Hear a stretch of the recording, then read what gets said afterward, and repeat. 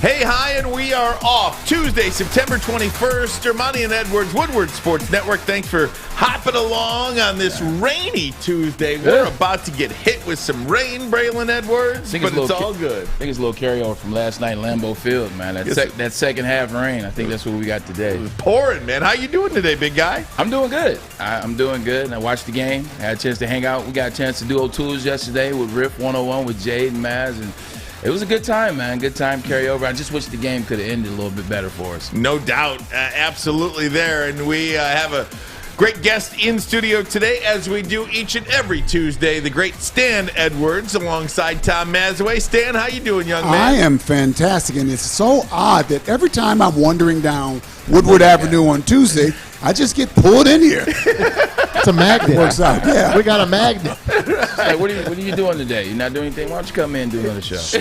Right, exactly. So we'll keep Stan and get his expertise on this. Braylon, I will come to you first. The Lions lose to the Packers 35-17.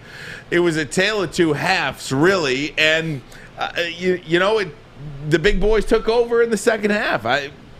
What do you make of this one? What's your hardcore analysis right off the top? I think that the Lions came out and did some things well in the beginning. I think they mixed it up just a tad bit with the run and the pass, had some big plays. Jared Goff looked comfortable. And once again, what I saw from Detroit was they were a team that was just okay, but doesn't have enough.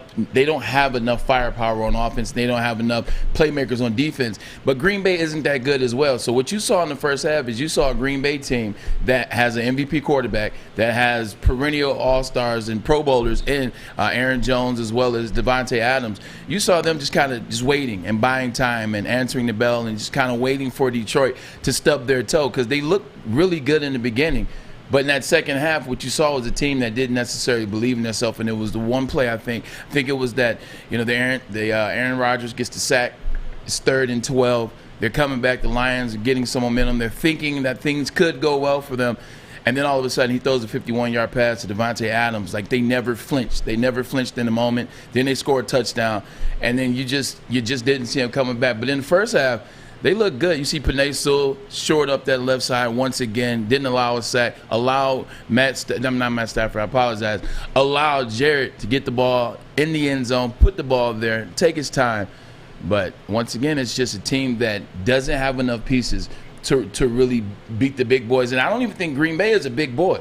I think Green Bay, Aaron Rodgers, he's an MVP quarterback, but the team is still not what I thought. You take his 4 touchdowns. 3 of them were to the running back who kind of ran in on his own. Take that, the 255. It's a lot of yards after carry for the wide receivers and the ball carriers.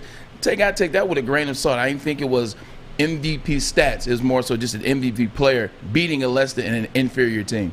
Stan, you get the schedule at the start of the year, and you see, at home against a really good San Francisco 49ers team, and on the road at Green Bay, you come home to face Baltimore. I don't know if there's too many people out there that expect this football team to be anything other than 0-3 in the first 3 games. Here we are, 0-2.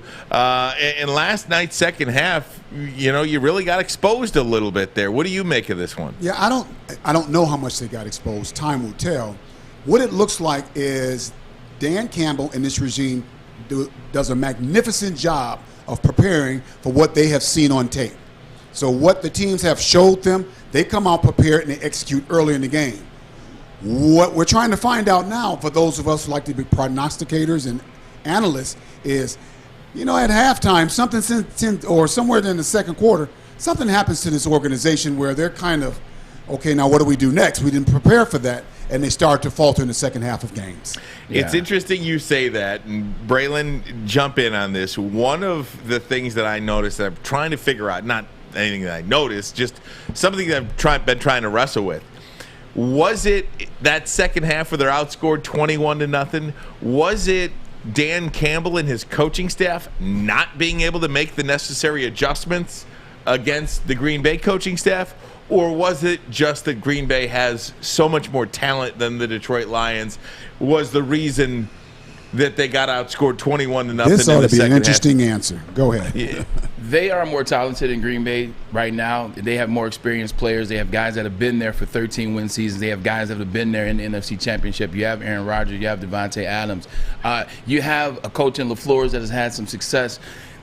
you have an identity there. We talk about identity. The identity is they know they have good players. They know they're used to being 13-0. They're used to starting off slow and being able to come back. That's what good teams do. Teams that start off great that don't have the experience, they don't have the knowledge of what it takes to stay there, what it takes to finish a game off. You can see it. They don't have that belief. It reminds me of in the 2009-2010 season when I was with the Jets.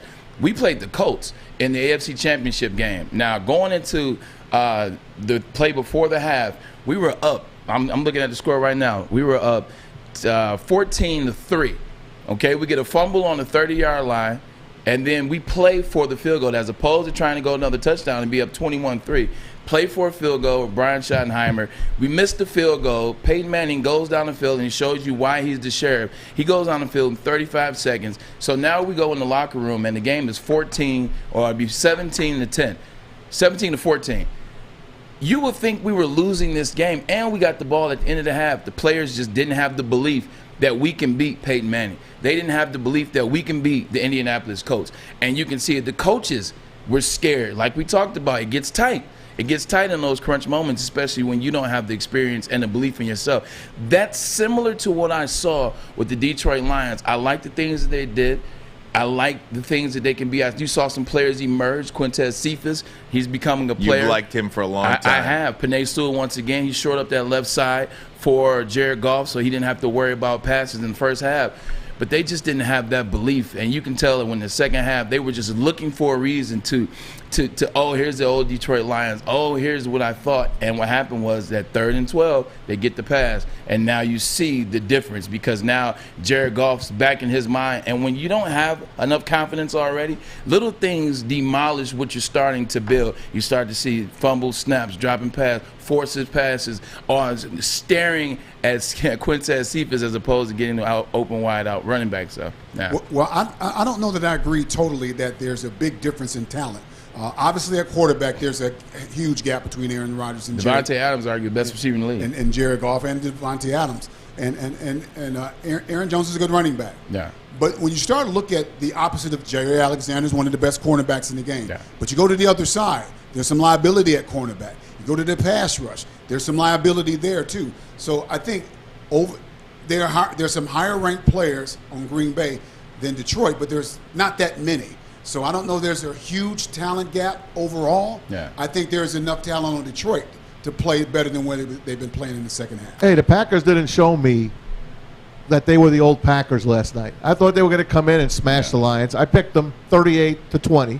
Braylon, you didn't pick them 38-20, but No, we'll get into that a little bit later. I did not. But, but just to say that, and the score almost hit 35 points. It seems like they blew them out 35-17. They really didn't. They did not blow them out. The Lions were in this game until that 4th down play. After that 4th down play, they went back. They're a young team. They're the youngest team, second youngest team in the league, and they showed that.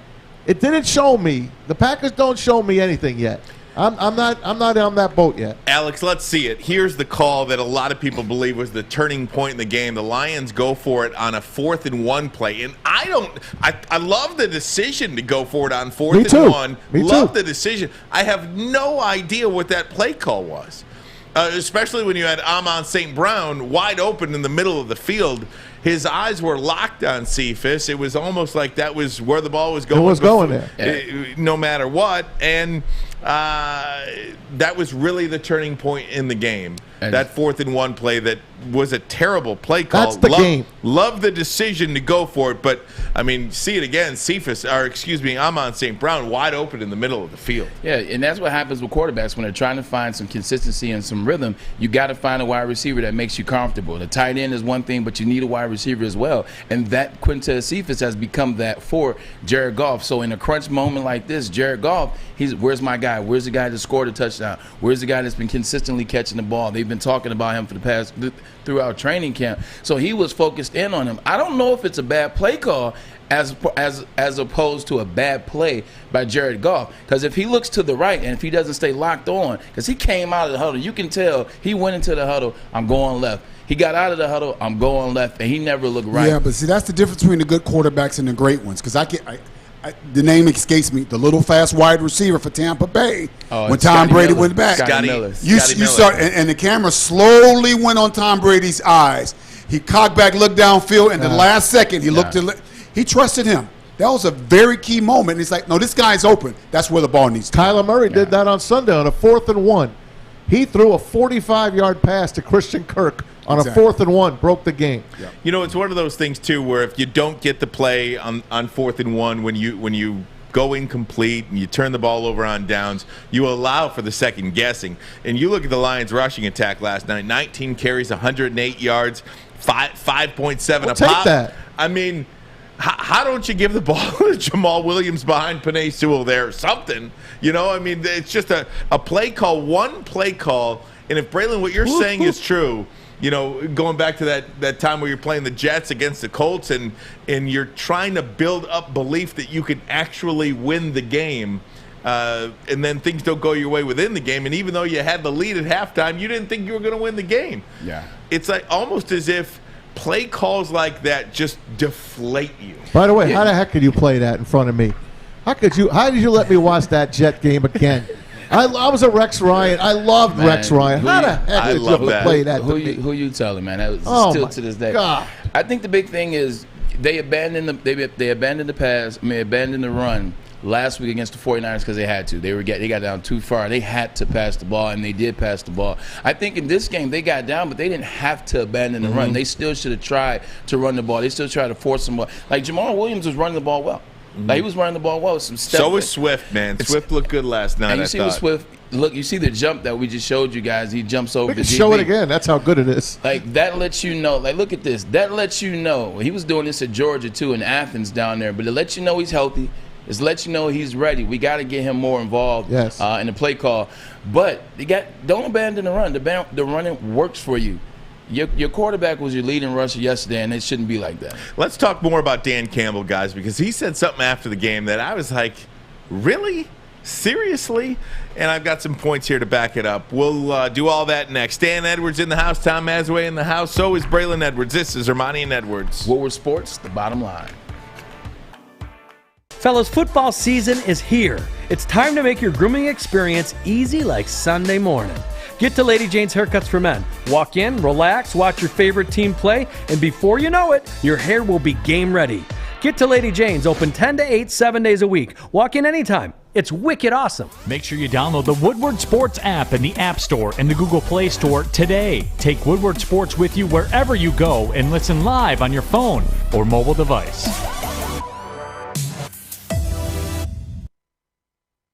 Hey, gang, it's Maz from MyBookie.ag, our studio sponsor. This Saturday, there's going to be blood. Head to MyBookie.ag, get in on the action. The UFC First Blood promotion.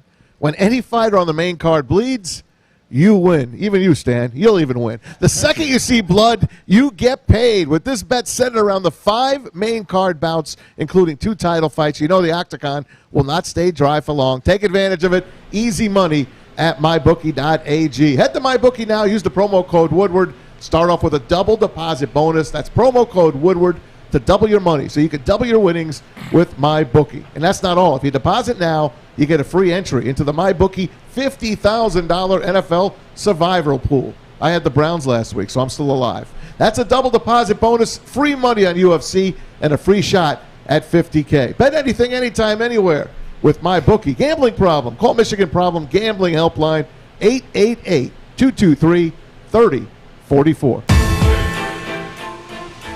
There's little things that we got to clean up. There's also things that I'm encouraged by. There's some players that I'm encouraged by. Bobby Price encouraged me. Jerm encouraged me. The offensive line encouraged me. Swifty encouraged me.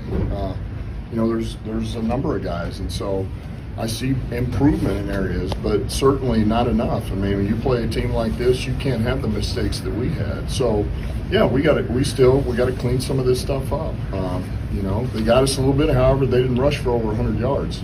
So, I wouldn't say that the run crushed us. Do we want to be better? Yeah, we do. That was Dan Campbell, and that was Dan Campbell post-game.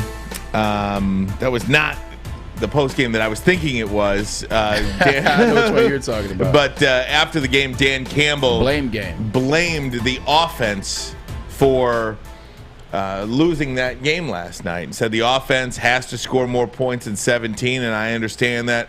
But that game was squarely on the defense to me. Squarely. I mean, if you go to the play-by-play on ESPN.com, they got this beautiful tab. It's called play-by-play. Yeah. And you go through all these play-by-plays. In the opening series of the second half, the Lions defense allowed a 3rd and 12 for 50 yards. On 3rd and 6, they allow a 22-yard touchdown pass. They allowed Green Bay to get points after a 1st and 20, a 3rd and 7, a 3rd and 14. You got to get off the field. Yeah. What do you? I mean, 3rd and 14, 3rd and 12, 1st and 20, 3rd and 7, 3rd and 6. Guys, you got to get off the field. Yeah. I'm sorry. I'm sorry. That's not an offensive problem. You have to defend against them. Yeah, you made the offensive plays. I mean, the defense you called out, rightfully so. But I think it was a mixture of both teams, and I just wish he would have called it down the middle when he said that with Dan Campbell. I wish he would have said, offense and defense, we got to make plays at the right time, because defense, they didn't make the plays when they needed to make the plays, but the offense left them out to dry in that second half. You know, the interceptions, fumble, turnover on downs because you locked in on Cephas. So they both had enough blame to go around, but I like the fact in pointing out some good things, because let's call a spade a spade. We've looked at this Detroit Lions team up and down. We've been looking at them now for a month and a half, trying to figure out where the playmakers are going to come from, who's going to pick it up on defense, who's going to be guys to rush after the quarterback. So to see them have some success, to see them play well in that first half, because at the end of the day, the Lions are better than we thought they were going to be, and we still don't know who they are. We still know they need players. So I like what I'm seeing.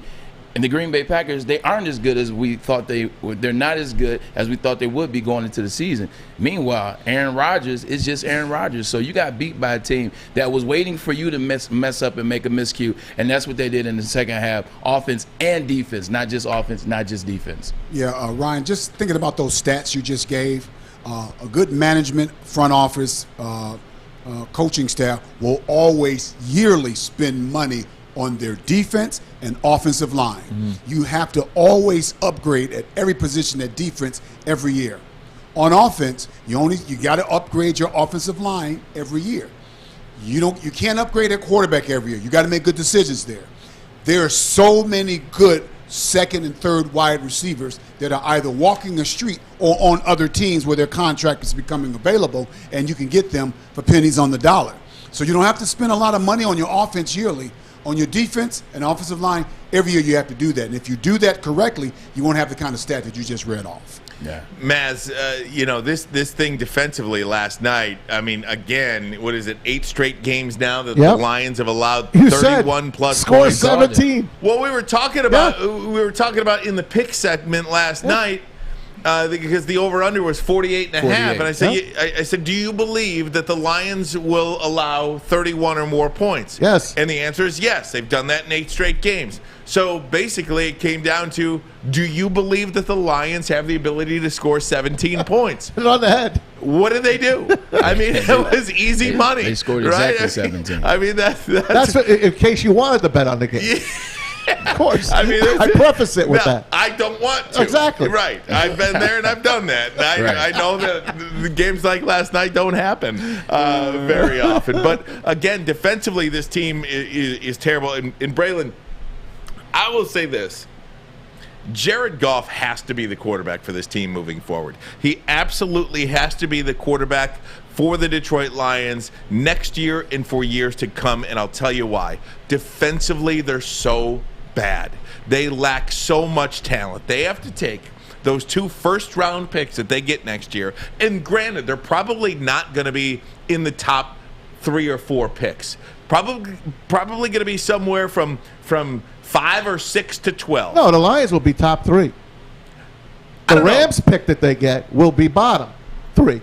Right. I don't know. I think the Lions are going to win about 5 games, and I don't think that puts you in the bottom 3. Okay. So that's what I'm saying. You've got to take those 2 picks and draft defensive people, because this defense is atrocious. This defense has been atrocious, and you have to throw all of your resources at rebuilding the defense. Take a look at last year's first-round pick. Can't even play.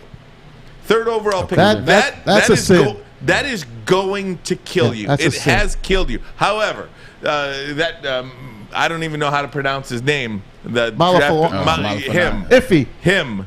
He played really well. He'll be out for a couple of weeks now, probably with a quad or whatever the case may be. Richard Sherman's out there. Yeah, stop. So I don't know. I think for this team to get good quickly, Jared Goff has to be the quarterback moving forward. You got to take all your resources on defense. Yeah, I disagree with that because I haven't looked into the draft and what's coming up for 2022 or 23. If there is a generational quarterback there, you have to absolutely take him. They just passed on it. Yeah, really. I'm not really sold on Jared Goff being more than a game manager. If you look at, he had great surrounding cast and a great head coach and play caller when he was out in Los Angeles. Yes, you need to make sure that defense bolsters up, and I just spoke on that. But if you find a can't-miss quarterback, and that's not easy to do because sometimes you don't know how to evaluate quarterbacks appropriately. But if you find a quarterback you think that's better than what you got to go with it. Stan, I think part of the reason why I say that, though, is because I think they're going to win 5 games. And I don't think I don't think they'll get that top overall pick. You don't like them? You don't like Rattler anyway? I don't like Rattler anyway. I don't like him. The kid from Liberty, I've seen him play. I think you can make a quarterback out of that guy. But I don't know, we had, 4 quarterbacks taken in the top 4 picks of the draft this year. People go quarterback, and then they trade up to take a quarterback. So I don't believe if you have a 5 to 12 pick, you're even getting one, although Mac Jones he fell to the Patriots. He fell to the Patriots. They had 5 generational quarterbacks last year in the draft. They passed on all of them. You also passed on Micah Parsons, just to let you know. I think Jared Goff has shown enough. I think he's missing a number one wide receiver. He doesn't have a number one. And when I'm talking about number one, I'm talking about a guy that is either going to be a Pro Bowler every year, or he's going to be right there knocking at the door. You got to have that. Quintez Cephas, I think, could be a nice number 2. But you got to have a number 1 to complement T.J. Hockenson, and you got to be able to run the ball. He's shown that when they run the ball, he can have some success. He's shown you he can play action passes. The thing that he had success on out in Los Angeles was the play action we talked about yesterday. I think it's just more about the consistency. You got to build on the defense. The defense will help him have some consistency. And whoever the quarterback's coach is, that's in his ear, the quarterback assistant, the quarterback's coach, the backup quarterback, they need to stay on him so that he doesn't get out of these games and get out of these moments. When you have had a history of having mental lapses in games where you start throwing picks or you start fumbling the ball, you start making misreads, it's easy to get to that spot faster. It's easy when you get in a bad spot, all right, we're here, this is what I'm used to, and start doing it again. But if you have guys that stay on you, stay with you, like Dan Campbell says he was going to do with the players he trusted, I think it will help him in the future. And I think he could be that, so that it will allow you to spend draft picks on defense and showing up the secondary. I look at this division too, Stan, and we had a chance to talk to Wayne Larrivee last week, the Packers, longtime voice of the Packers on the radio, and he said that the Packers, they went all in this year, and next year they're $40 million over the cap already next year. So Green Bay's probably going to fall off. Just it for Aaron Rodgers. Sure. Minnesota's not getting any better with Kirk Cousins as their quarterback. I don't like Cousins. I really never did, and I think no kicker. And they've got no kicker to win close games. Chicago, with Justin Fields, I like him. I like Justin Fields, and but the Bears as an organization really don't do it for me. This division is up for grabs here. You can get good quickly in this division if you make some right moves. Well, I've seen Aaron Rodgers carry teams with poor defenses or not very good defenses. So I don't know how much Green Bay will fall off, assuming Aaron is still there after the season. Minnesota, I'm still pretty high on. I'm not as big of a hater of Kirk Cousins that you are. I think they'll be okay. Chicago, Justin Fields is not ready to play. I'm not suggesting that Andy Dalton is the answer. Justin Fields is not ready to play and play at a high level. So I think they're going to have problems there on the quarterback position in Chicago. All right, guys, I got to take a break. When we come back, Stan, I got to get your thoughts on Michigan and Michigan State. Want to hit college football next because I think we've got 2 very good football teams in our state. We'll talk about them next. This is Ermani and Edwards. Woodward Sports, the bottom Look line. At this guy. What are you talking about, man? What are you talking about? Chill out. Welcome to the Call Sam Chopper Shop, where you can win a custom-built chopper while helping our veterans at the same time. Watch as the Bad Pig Custom team turns this bike into a one-of-a-kind classic chopper. And when it's finished, we'll be donating the bike to Volunteers of America Michigan to raffle off in support of our vets. A great cause to give back to those who've given so much. Watch for Call Sam Chopper Shop episodes on our social media channels and get your raffle ticket today at callsam.com/chopper shop. Hey guys, if you want to start a new career, we have an industry that is always essential, the heating and cooling industry. You can learn more today, and we encourage you to do so by visiting northwesterntech.edu. It's all about the Big Ten season. Now it starts next week. That's what we talked about in the locker room after the game, and it was a great day for executing and being good on all sides of the ball and special teams, and also a great morale builder too, because so many players played. I mean, there was 100 guys that got into over 100 that got into a Michigan football game. I mean, I think that's got to be some kind of record. And guys went in and did really well. I mean, our third and fourth teams in there, getting the experience of playing. I mean, once you play in a game and you get the practice of it, you start realizing football. You can do it. You get the confidence, and hey, this isn't as hard as I thought. I can go in there and play and do my job, and so that was great to see. That audio courtesy of mgoblue.com. Jim Harbaugh very happy with his team after a 3-0 start, put up 63 on the Huskies, who not that bad of a team. I mean, I don't know. They beat Georgia Tech, who went to Clemson and only lost by 6.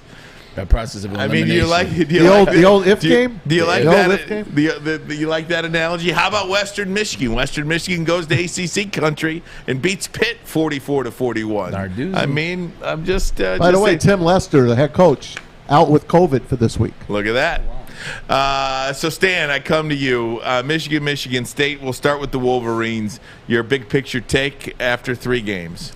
Still don't have a big picture take because I'm cautiously optimistic. But they're playing very well. They're playing very sound on defense. See, Jim Harbaugh does things that's a head scratcher sometimes. Jim Harbaugh will make some decisions and you'll say, what was he thinking there? Then he hires a guy who has never been a defensive coordinator before. And you're like, why is he hiring this guy who's never had, and he's on the verge of not being at Michigan anymore, Harbaugh as a head coach. And McDonald's knocking it out of the park. And so it's interesting to watch, in my opinion, Harbaugh's transformation as a coach at Michigan and some of the decisions he's made when he first came in the door and how they have changed in the past. This is a very organized, hungry, and looks like to be a little bit more talented team than I gave him credit for. Braylon, it's funny because everything that I wanted to say about the Lions with the first-year coaching staff, you get the first-year coordinator in Aaron Glenn, and we'll talk more about that coming up in just a little bit. Mike McDonald, and again, granted here, you've got to take this a little bit with a grain of salt because of the competition, but your dad said it, he has been knocking it out of the park. This is a Michigan defense that I am very happy with as a fan. We have not seen this in a long, long time. Yeah, I love when people say he hasn't played anybody or they haven't played anybody. Michigan, it doesn't matter about who you've played. It matters how you play. Like when you watch the Michigan football team so far this season, they make tackles. They're all in on tackles. The line protects. The receiver catch the ball with the hands. They're running good routes. They're making great adjustments. They're playing the game the way it's supposed to play it. Not making mental errors, not making mistakes, not a ton of penalties. They're scoring the touchdowns. They should score. Every time I close my eyes, I open them, it's another touchdown on the board, or it's another sack, or it's another turnover. So the way in which they're playing the game, I love it. I love the level they're playing at. McDonald in his first year, like Dad said, is knocking it out the park, and the players are responding well. Like, this is the first time I've seen a team. I didn't give them this much credit starting the season. You know that. We've said that on air. I'm watching a team that gets it. They play as a unit. which whenever you can get guys play as a unit, they don't have to be as good as the most talented team like Alabama to win because they play as a brotherhood. They've done everything right for me every time we've asked them to do something, want to see the passing game. Got a lot of that last week. Dual-headed monster in the running back position. I said, find another wide receiver. They've done that. So the only thing now is going on the road. That's the one thing they haven't done. I know they play at home again against Rutgers 4 in a row. Going on the road and getting a win, that's the only thing I need to see out of them to really make a true stance on what I feel about them. And if I can add this, here's what's interesting about this is that when Harbaugh came in the door, he had all these high-profile assistants. These guys were wanted all over the place. Don Brown could have been a head coach other places. Yeah. Brought in McElwain, all these other guys that came in, and the results were not very good. Then he brings in Ron Bellamy, who's never coached on the collegiate level. Yep. He brings in McDonald, who's never coached, who's been the defensive coordinator. Yeah, Mike Hart had been there, but Mike Hart had never really coached on a higher level than Indiana, which is not typically a top 25 team. Sharon Moore has never coached offensive line. Why is he moving him? We need to bring in a quality offensive line coach. And look at the results. And it's amazing how sometimes the things that aren't supposed to happen and happen in a big way. I think, if I can expound on that for a second, I think one thing that's an interesting dynamic, I could be wrong, this could be me just pulling something out of the air. I think when you have people that you don't have so many egos, I think when you look at that Michigan team when they had all those guys, it's a lot of different egos. It's a lot of guys making 7 figures. It's a lot of guys like, I can go here or I can go there. I can do these things. They're lucky that I'm staying here. I think you start to get the egos kind of filling up Schemberkler Hall, if I'm not mistaken. Drevno! You need some water, Stan? Because Drevno was a great example. Jim Drevno. Yeah, but and he's 100% correct about that. But you get all of that, and now you don't have that. You got guys that love coaching. They want to coach. They're trying to make the Michigan football program team with their position, their players. They're trying to make them the best, and they're having fun doing it. I think you're seeing a complete change from when he first got here to the middle to right now. It's no egos. It's no egos. It's all about one thing: to block him. Stan, one of the first things that you said when we first came on the air here about 6 weeks ago, and what Michigan lacked and what they need was speed. That's what all football teams need to win is speed. Greasy, fast speed. Yeah, greasy, fast speed. That Blake Corum is living proof of what it takes to be successful in college football. I mean, the way he's pulling away from defenders around the edge, I mean, he's just got that extra gear that gives Michigan a chance to win the football game each and every week. Speed like that. Well, from the 1980s moving forward, college football and the landscape had changed. You better have some home run hitters on there because sometime in the big game, you're going to have that one opportunity to change the game. And there was a time, in the last 15, 14 years ago that it didn't seem to be very important in Michigan. I don't know if they were not recruiting faster players or they were not developing faster players. And they weren't winning any championships. So those two ran parallel. There were some other reasons also. But you got to have speed, and speed is what controls. You look at all the better teams from the LSUs to the Clemsons to the Alabamas, they all can run. Not only in the skill position, they can run from the interior as well. I want to get a thought from you on Michigan State, Stan. 3-0, go down and beat a Miami football team that was ranked. Regardless of how everybody feels about Miami, they're a ranked team. You go on the road, you do it in that heat before a half-empty stadium. I have to say, I cannot figure it out, man. If you're north of 40, what's happened to the Miami Hurricanes program? I mean, they were South Beach, baby. They were everybody's on the beach. But Michigan State, Kenneth Walker, Mel Tucker just has these guys going. Yeah, you know what? I think that if they're undefeated going into the Michigan week, I'm a little afraid of how physical the game is, and hopefully we're prepared for that. Mel Tucker's a good football coach. I've known Mel Tucker since he was coaching at Cleveland when Braylon was playing. So I know he's been an outstanding coach. He's put together a pretty good staff as well. So I expect that. Let me tell you one thing I'm a little bit disappointed at. This was a great opportunity, although it still may happen, for Mel Tucker to really bring some shine on the Michigan program. The first week, Kenneth Walker runs for 260-some-odd yards. Week two, he barely gets the ball. They had another running back.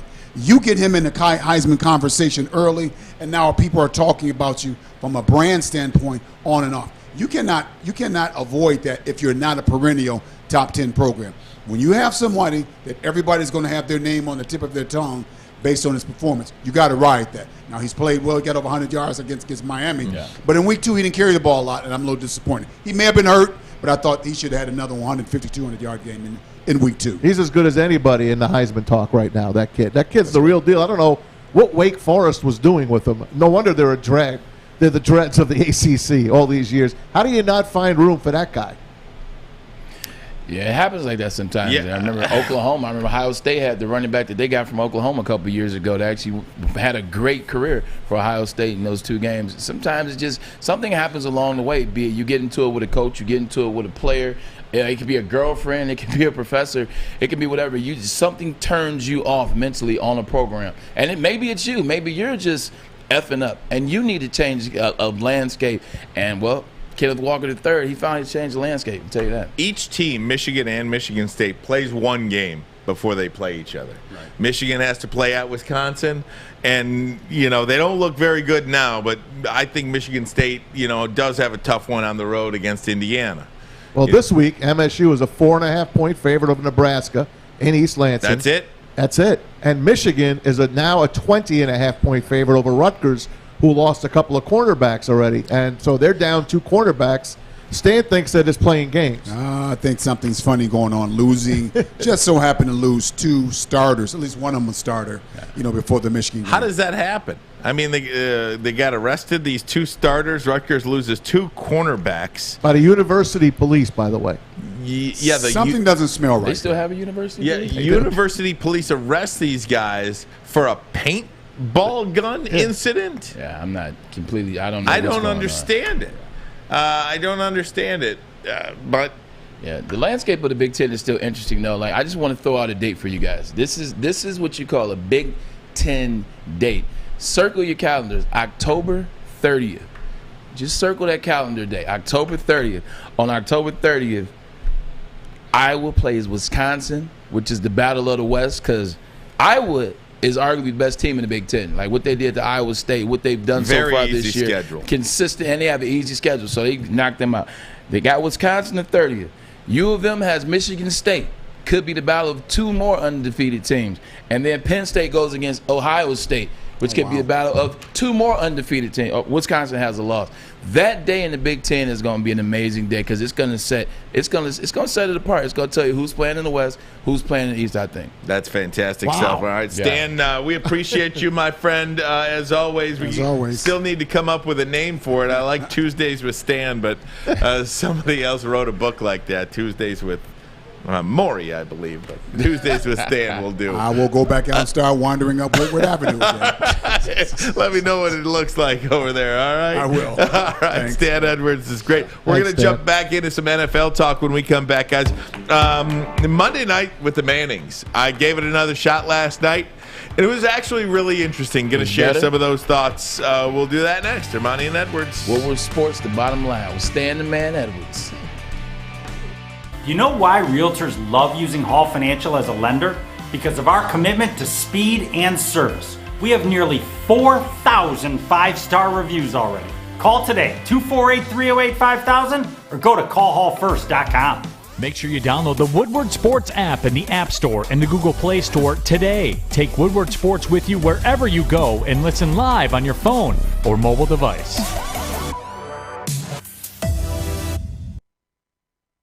Handcrafts pieces that have made them a Detroit favorite for over 50 years. House-made dough, hand-cut veggies, and fresh cheese make the difference. The same quality goes into all their pizzas, salad subs, and pitas. Order now at paparomanos.com. Opa.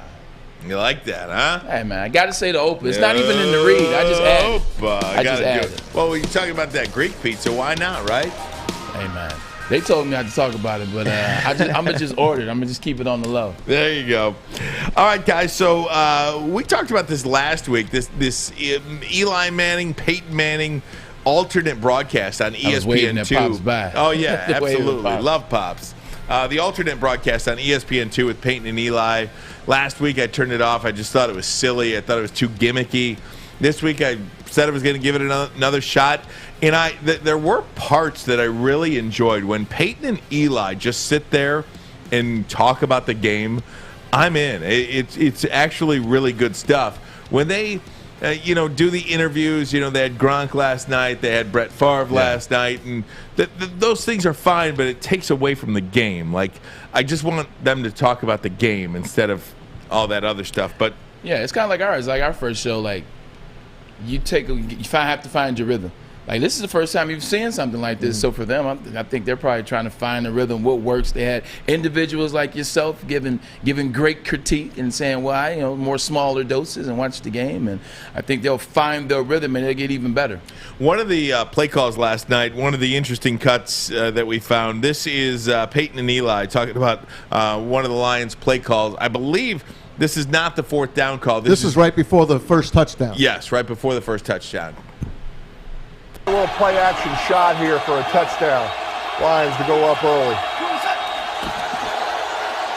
And that's about what I know. A run up the middle for 1 yard. Yep, nice call, Romo. Nice call. Yeah. I tell you. So Peyton, of course, calling for the play action touchdown, play action pass to the end zone. And they run it up the middle. He makes fun of himself, calling him Romo. Yeah. Nice play call, Romo. Eli called him Romo. Oh, he did? Yeah, Eli. Yeah, that's Eli my guy. Jabs. Yeah, Eli called Just him call Romo. him Kryptonite, please. But it was funny, and Dan Orlovsky tweeted this out last night, too, because when it was just Peyton and Eli, when they weren't doing any interviews, Peyton Manning is looking at the field, and his eyes are going, you can see his eyes are going back and forth, like he's reading the defense. He's almost assuming that he's the quarterback, and he still is. What he's reading on the defense. It's really funny to see these eyes that can't even do it or just go blitzing back. Can I ask you guys something? Would he not make a great coach? He doesn't want to do it. Yeah, I mean, wow, that's fine to have that. I think it might be too much though. Like, I think he would want to have his hands in every aspect of things. I think he wants to be an owner, like a Belichick. I think he'd be more of an owner. Yeah, I agree with that. He'd be a great coach, but the life of a coach is miserable. I know. I mean, they're miserable people. Coaches are miserable people. I mean, they walk around the head. They don't sleep. They don't sleep. They're watching film. Yeah. Also, just look at it from a John Elway standpoint. Like John Elway. Like when you have that level of success that a Peyton Manning has had, that a John Elway has had, it's hard to become a coach and you can't go out there and do it. You can't quarterback the team. You can't go out there and figure things out. Like you're trying to make it work with putting pieces in play. You're trying to coach guys the right way. Not everybody can take coaching from you. Yeah, maybe that's what John Elway saw. John said, hey, I don't want to coach, but I know I can be in the front office. I can be the president. I know I can kind of pick some right guys. I can get lucky and make some plays. I think that's where some guy like Peyton works. What I was going to say that's funny, remember when Madden I don't know if you're a Madden video game player, but Madden did this thing called QB Vision, and I think it came out in 2004 or so. They had these things where the better the quarterback, the more you can see across the field. So it looked like a window shield. So most quarterbacks had about this much on theirs. Peyton's QB vision was like this, man. But that's what you saw. He's here. So, yeah, very similar. So here's what they had to say about the Lions' fourth down call that we were critical of, that I think the entire city of Detroit and the entire NFL world was very critical of. 4th and 1 in the third quarter, and you throw a really uncatchable pass. I'd run the ball here. No zone. Oh, no. All he had was check down wide open. Seems like a hard pass on 4th and 1, right? Yeah, I mean you've worked hard to get it to 4th and 1. Give him a breather play. Hey, Brett. I love how he doesn't let anybody talk. Yeah, didn't like it. They didn't like the play Brett called it. Look, he had the underneath guy. Yeah. Brett saw that right away. Right away. We needed a replay. In isolation camp. Exactly. Yeah. We needed Greasy to tell us that, because Greasy said it as well. The good thing about it is, when Goff watches this, and he's going to consistently watch this, like when you have a bad play, you're going to watch that play. You're really going to attack that play. You're going to try to process that in your memory so that it doesn't happen again. Dan Campbell said something about it. We're talking about it. The other shows around the country are talking about it. I think it won't happen again because now, people have talked about it enough. So he won't make that same play again, especially when the guys are wide open. It's one thing to make a bad pass. It's another thing to make that bad pass on a 4th one when you have two guys wide open. So I think it'll force him to start concentrating on his eyes here, eyes there, eyes there, eyes there. So, yeah, it helped. The Mannings aren't going to be there every game. They have 10 games. So out of 17 weeks, we're only going to see him 8 more times here. So 15 more weeks to go.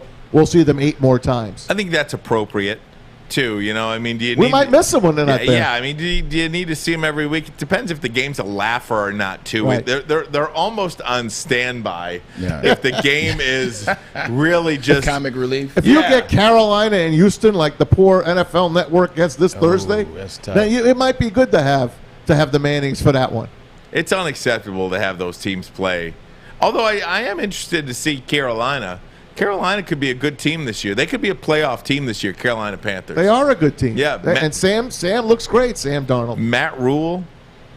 They're figuring some things out down there. You know, Chris McCaffrey is back. Sam Darnold is like what we keep talking about that second chance, talking about getting out. Another guy who's a second chance I wanted to bring up later was we're talking about the Raiders so much. Remember Solomon? Remember the big guy at the 49ers? Freddie Solomon. No, Solomon Thomas. Okay, I'm sorry. Solomon Thomas. I'm way back, 30, 40 years The 49ers, they drafted pick him at 2, pick him. It doesn't work in 49ers.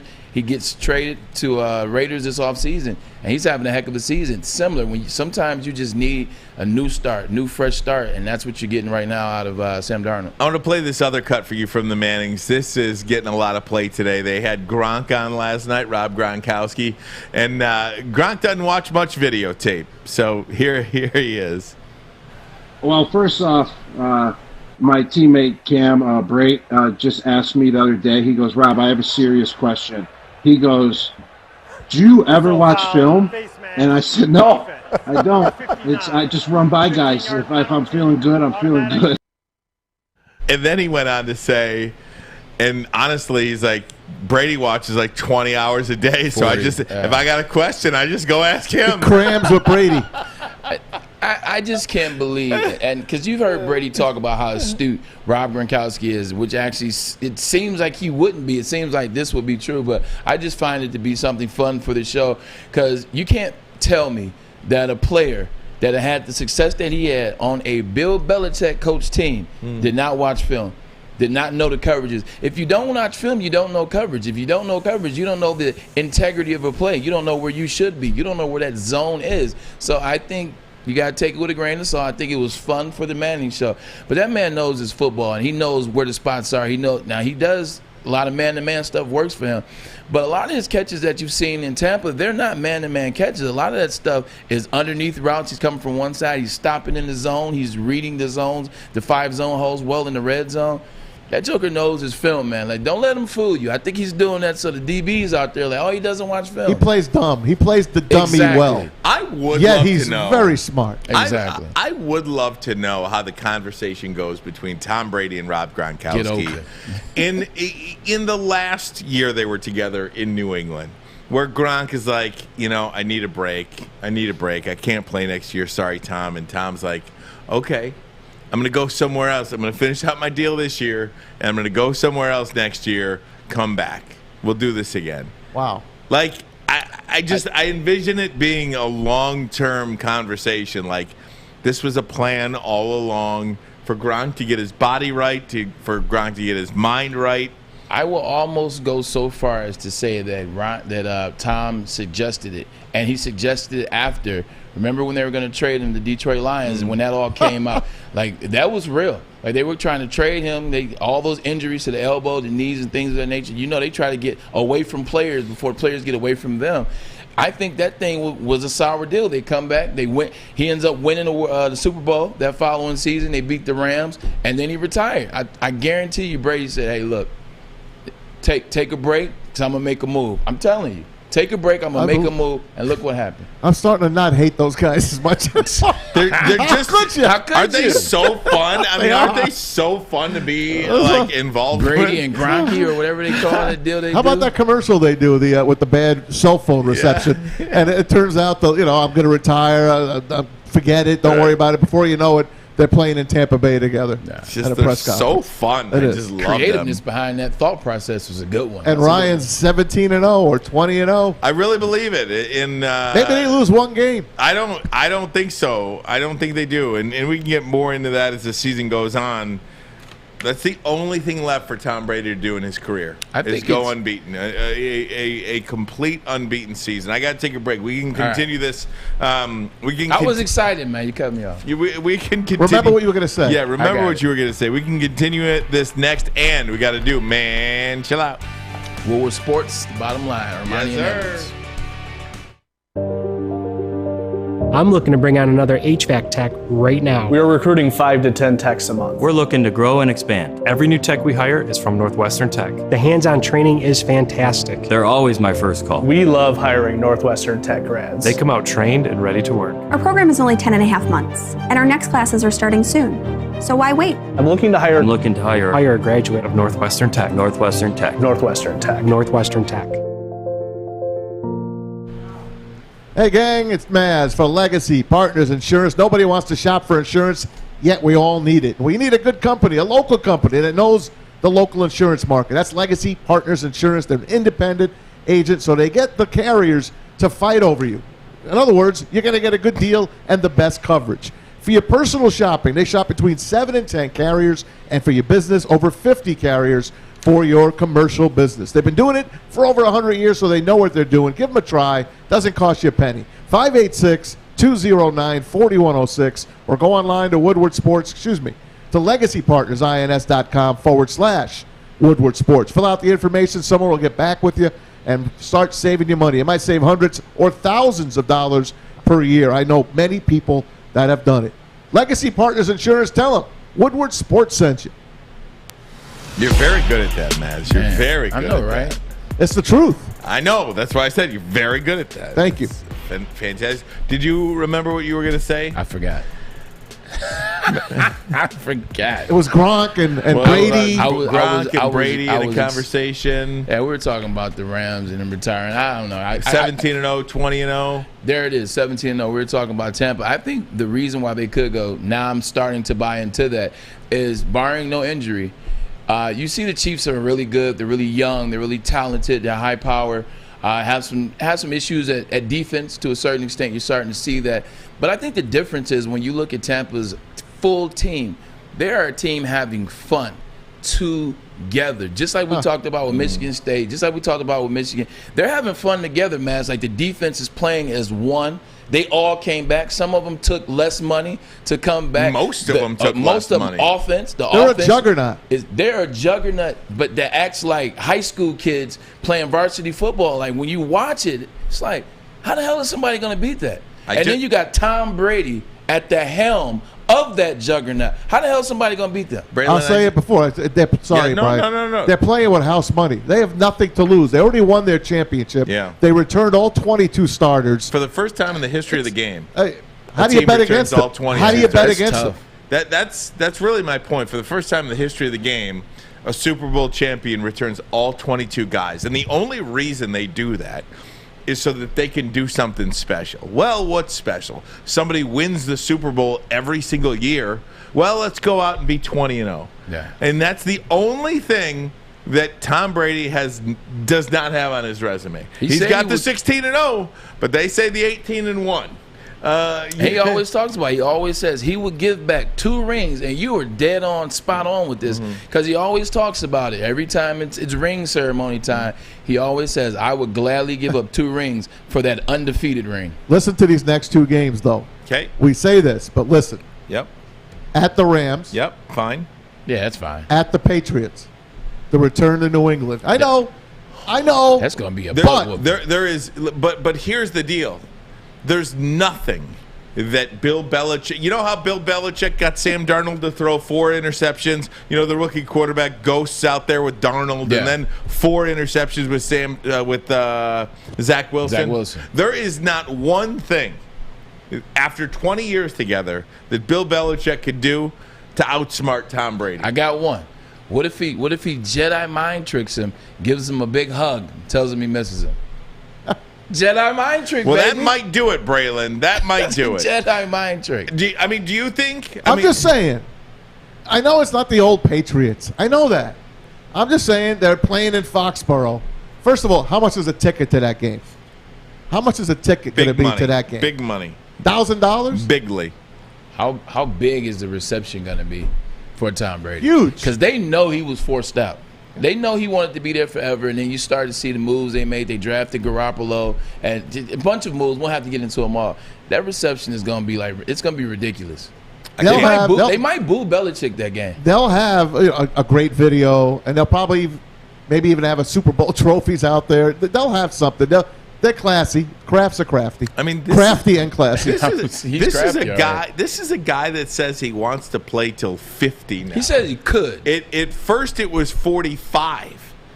Now he's going up to 50 because he's almost at 45. Right. I mean, it's clearly a guy that loves to play football. He eats grubs, for crying out loud.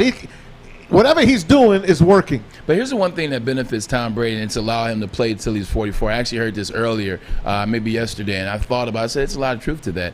The game has changed from the way they protect the quarterbacks, okay? They didn't protect the quarterbacks like this in the 80s and the 90s and maybe even the early 2000s. They weren't protecting him. He wouldn't have gotten the 44 playing in the 90s. He wouldn't have gotten the 44 playing in the 80s. The way in which they protect him and then the line that they have, he's averaging 2.1 from snap to completed pass. 2.1 to get the ball out. That is insane because that's not every time. I mean, sometimes he's at 1.5. That means sometimes he's at 1.7. Getting the ball out like that with that O-line that he has and that juggernaut at the skill position and the tight ends, you can play to 50 in this new regime with the way he eats, the way he takes care of his body, no injuries, snap the count. You can play that way, and they take care of Tom. They don't let Tom get hit. The NFL, the refs, and his offensive lineman, he could play to 50. We're going to have plenty of time to talk about this. Fish, you got something? Lowest ticket is $4.89. $4.89 now. Right now, for the Patriots and the Bucks. And that's section 318, row 23. That's way up there. Sheesh. It's something to keep an eye on. And Rent or ticket. We're going to have a couple of days to talk about this one, but this weekend. That's good. Rams and Bucks. With the Rams and Bucks. I just don't see a Matthew Stafford, even though it's happened before, I don't see a Matthew Stafford-led team beating a Tom Brady-led team, even though I know it's happened. But they're not playing against each other. There's not offense versus offense. I understand it. But don't you think that in some ways Tom Brady watches the other offense and I'm not losing to that. This here's what you do to stop this guy here. You're going to take Kupp out of the game. He can craft the defensive coordinator's game plan. Probably. By watching games. They'll probably make Sony Michel try to beat them. Their old teammate. I mean, his old teammate. See, the good thing that works about the Rams from an opposition standpoint, watching them, when they have everything clicking on all cylinders, Robert Woods, Cooper Kupp, they have Stafford, and they're throwing the ball out the backfield a little bit to the backs, and they haven't been able to run the ball yet. That's the one thing that's bothering them. It looks good, but you say, if I take Kupp out the game, Robert Woods isn't going to beat me. Or if I take Robert Woods out the game and shoot, fine, throw it. Yeah. Kupp can have 300 yards, but he's not going to have. Woods is invisible this year. And that's what I'm saying. Watching the Rams, and that's why I kind of backed up off my Rams stance. They don't look like a high-powered offense, high-powered machine. They look like they have a good offense, some good players, but they're one great defensive scheme away from looking like some bums. I know it's only been 2 weeks. And I guess we're just going to do man chill out in a couple of minutes in the next segment.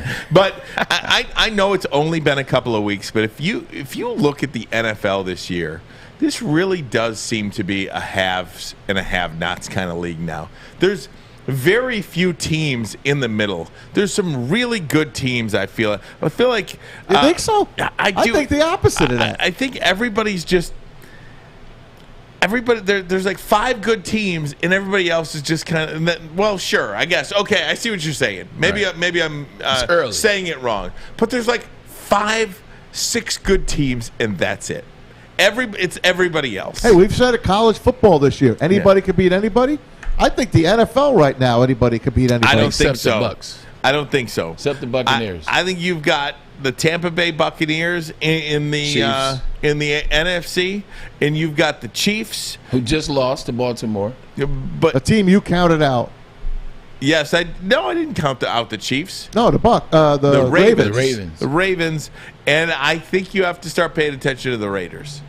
Yeah, you do, and the Chargers are going to play better. Nah, Chargers are like the Lions. The Chargers are very reminiscent of the Lions to me. That's an organization that will do anything to destroy you. I just think it's early in the year. I think we're going to have this conversation in let's say a month. We'll have this conversation in a month, and I think you'll see out of 32 teams, you'll see your 16 teams that are really locked in and pretty good, and then you'll see your 4 that are going to be the teams. Because I think a lot of this early on stuff is going to get exposed. I got a sleeper exposition on the way, and Kyler Murray. I think Kyler Murray, Arizona, yep. I think Arizona, the Cardinals, and Kyler Murray are going to get exposed. I'm going to tell you why. They're 1 extra point in overtime away from being 1-1, and Kyler Murray's trying to go for the home run on every play. That stuff's not going to work when you get into the nuts and bolts of the season, when you get to deeper in the season, when you get the defensive scheme on those guys. All that zigzagging and running, it's cool, it's cute. It wears on your body at the end of the year, and I'm telling you, that's going to be a team that might start here and then fade fast. We'll do Man Chill Out next. This is Armani and Edwards. Woodward Sports, the bottom line. Opa! Introducing Papa Romano's new Greek pizza, a tasty blend of bold Greek flavors and Mediterranean toppings, including feta cheese and Greek dressing. Get a large Greek pizza for a limited time for $16.99. Order now at paparomanos.com. Make sure you download the Woodward Sports app in the App Store and the Google Play Store today. Take Woodward Sports with you wherever you go and listen live on your phone or mobile device. Hey guys, we're not very difficult people. We want things simple. We want football 5 days a week, maybe a couple of pizzas on the side, maybe a couple of pizzas, steak here and there. But we also like to look good, and we like it to be easy. So that's why you come to Lady Jane's Haircuts for Men. It's uncomplicated. All you got to do, you walk in, you sign in, you sit down, and before you know it, you are handsome and clean. Get to Lady Jane's, open 10 to 8, 7 days a week. Walk in anytime. It is wicked awesome. All right, gang. Time now for one of the favorite segments of the show. We actually usually do it in the segment prior, but we got to talking NFL on a little tangent over there. We went Pops sideways. We had Pops here. Yep. We had Stan Edwards in. If you didn't get a chance to listen to any of that, back it up, back the show up a little bit. First 30 minutes of the show, we had Stan Edwards in the house. But now, ladies and gentlemen, it is time for Man Chill Out. You think it's funny? Chill, buddy. Pack your bags, get the hell off. Now, do you understand what you did? Daddy, chill. What the hell is even that? First up today, the great Tom Mazaway. Oh, man. All right. I'm going to talk about this week, Thursday Night Football coming up. I really don't care who's playing because I'm going to watch it anyway. Because football 5-6 days a week to me, NFL style, even college. Who do you like? I'll take it. I might pick the upset this week. I might take the Texans to upset the Panthers. Nah, I'm only kidding. Guess who the Texans is starting at quarterback? A kid named Davis Mills. Have you ever heard of him? Never heard of him. Davis Mills is starting. I've heard those names, just not together. They got a quarterback, but he's been inactive for the first 2 weeks, and he'll be inactive this week as well. His name is Deshaun Watson. We haven't heard much about Deshaun Watson, have we? He's inactive and can't play. I don't understand why. You got a lot of teams out there that need a quarterback. What do you mean you don't understand why, man? I don't understand why we haven't heard about it. Oh, okay. Why we haven't heard about it. I mean, the Guys, NFL. I think 22 lawsuits against Well, them. the NFL should do something about it, one way or the other, instead of leaving the guy hanging, leaving NFL fans hanging. Is he tradable or is he not tradable? I want to know. I just don't want to watch Davis Mills play on Thursday Night Football this week when you had a chance to maybe see Deshaun Watson eventually. I want to see Deshaun Watson play football again once everything is straightened out, obviously.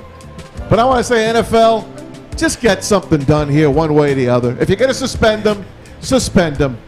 And just don't keep us NFL fans hanging. Man, chill out, Roger Goodell. Yeah. Just do something. That's all. I love it. The problem with that, and he's actually going to get screwed. And I know Alex we'll shoot it to Alex in a second. He's going to end up getting screwed because he's sitting out this whole time. He's inactive, and we know why he's inactive. When everything is over with and when everything is settled, then they're going to suspend him for however many games that they want to suspend him for. He's going to get screwed out this deal to where you may not see him in a uniform to 2023. Yeah, I don't think there's any doubt about that. I don't think he plays at all this year. In fact, I mean, he may 2023. He may get a Ray Rice type situation. I mean, I don't know if he ever plays again. I don't. I'm not predicting that, but Okay, let me ask you this It would then. not shock me. He got paid, though. Let me ask you this. Let's say he does get suspended, but he gets to come back for next year, half of next year. Would you rather have him or Jared Goff? Oh, it's not even a question. Give me Deshaun Watson. Yeah. I'd even give a first-round pickup for it. Would you give up the 2 first-round picks and Jared Goff? I'd give Goff in a first-rounder. Yeah. Okay, this is Deshaun's interesting. done nothing but when he played. He's top 4 quarterback. He's done nothing but ball at this level. Even last year, like if you look at the stats from last year, it's one of the most unforgetting, most forgotten season. He had 38 touchdowns, 4,400 yards, throwing to people we don't even know. D-Hop wasn't there last year. He's one of the best young quarterbacks in the league. I mean, you talk Deshaun Watson, Kyler Murray.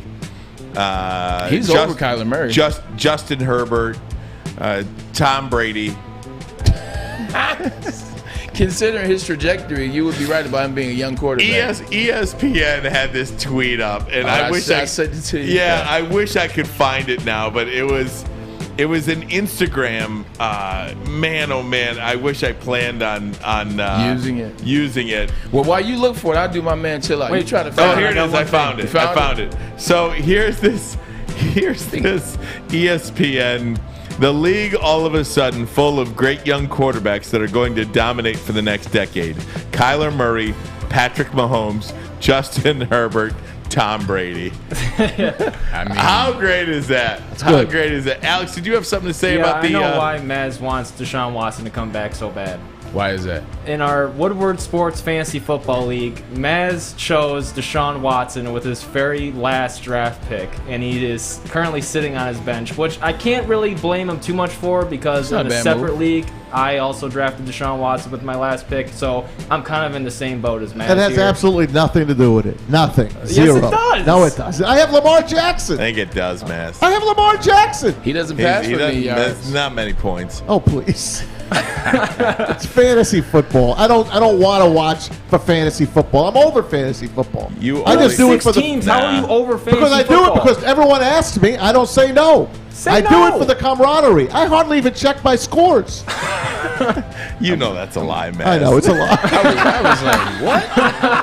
I was like, you live for that. I do live on it. That's your deal. I want to win everything. I want to win Monopoly. I want to win tic-tac-toe against my kids. I don't want to lose ever. Maz, give us the record of each of your 6 teams. Can you do that? You know? I'm like 500 combined. I'm like 3-3 on my winning. Win, loss. Win for them. Oh my God! I'm a sick bastard. Braylon, you're up. Oh, man. You just figuring that out?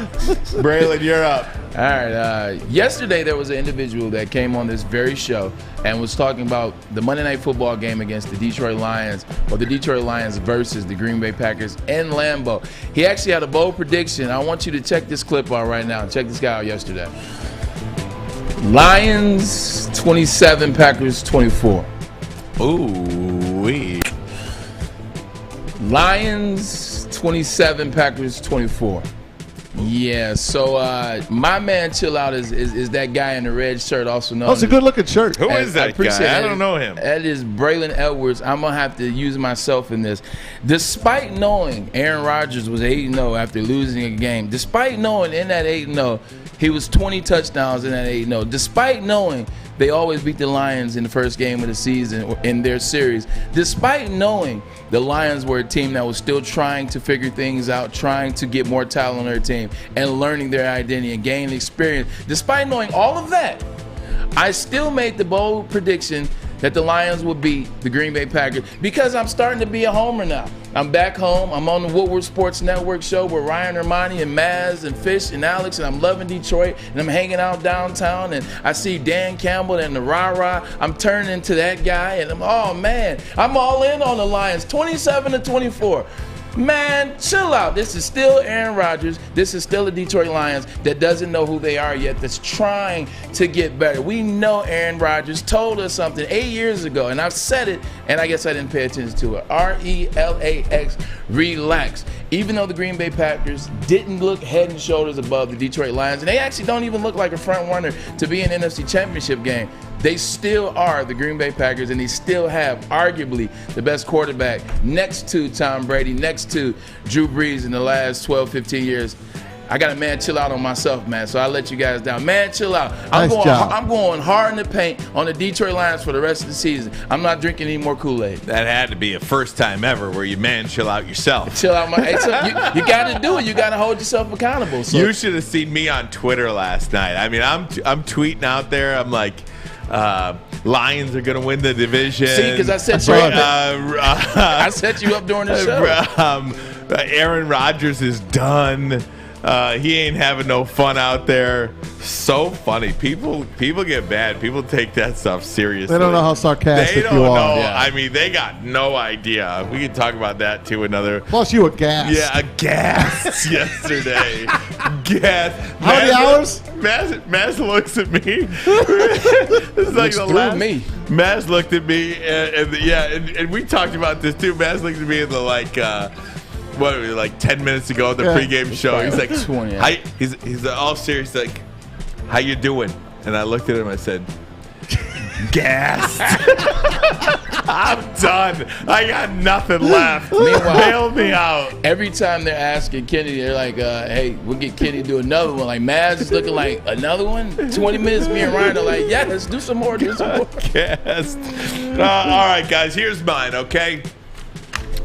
Word today that Philadelphia's 76ers guard Ben Simmons will not report to camp when they open up camp next week. It's an ESPN Woj, Adrian Wojnarowski. A Woj bomb? A Woj bomb. He intends never to play another game for the 76ers. That's according to Woj. Can't wait to talk a little NBA. Maybe we could do that tomorrow. Very excited about the NBA season getting underway. But Ben Simmons, Braylon, if I may. Alrighty.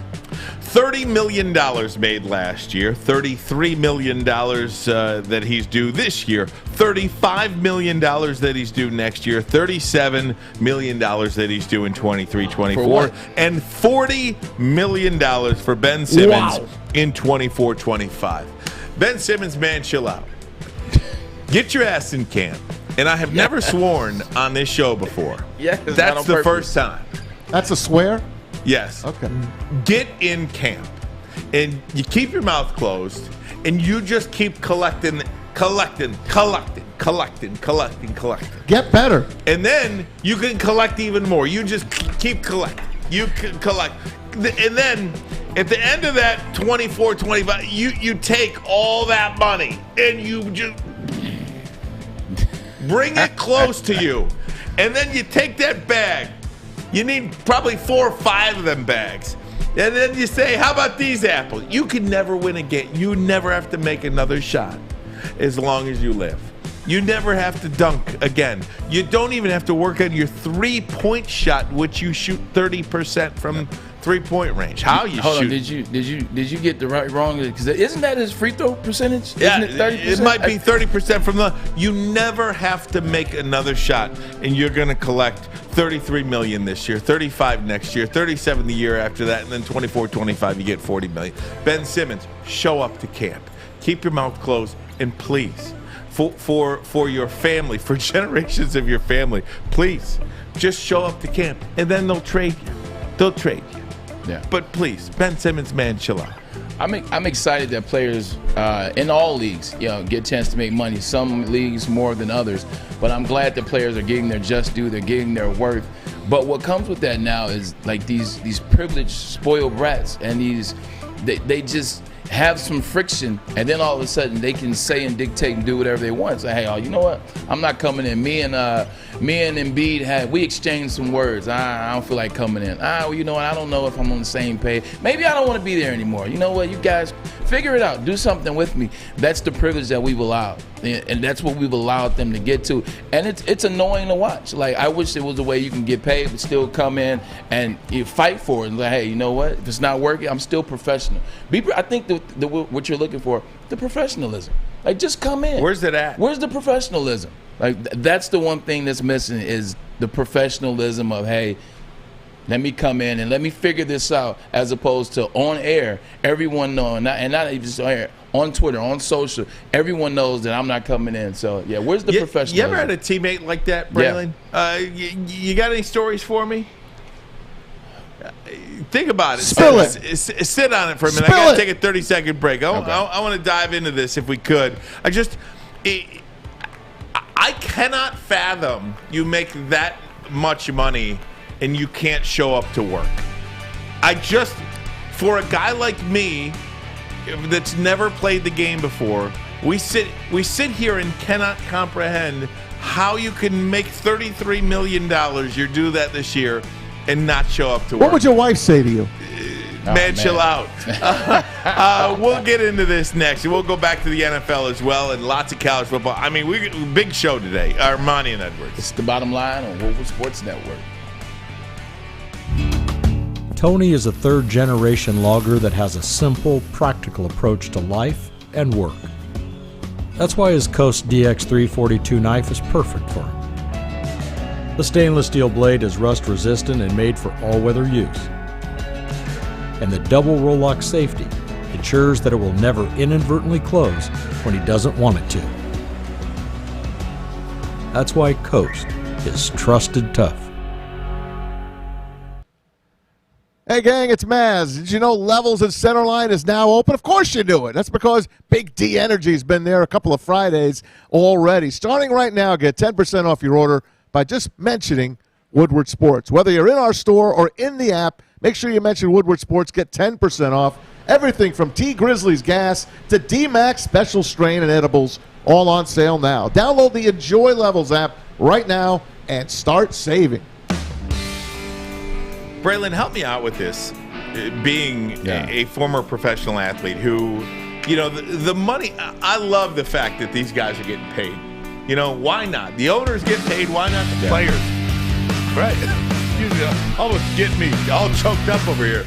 Yeah, the game has changed. I got it. Okay, you got it back. You got it you. back. I had you covered. I had you back. It's a good teammate right there. Okay. So I love that these guys are making this. If this money is out there, I do believe the players should get it. They should get the lion's share. I mean, the owners, they get paid. They make their billions of dollars on their TV deal and all that stuff. Give it to the players. They're the one out there doing it.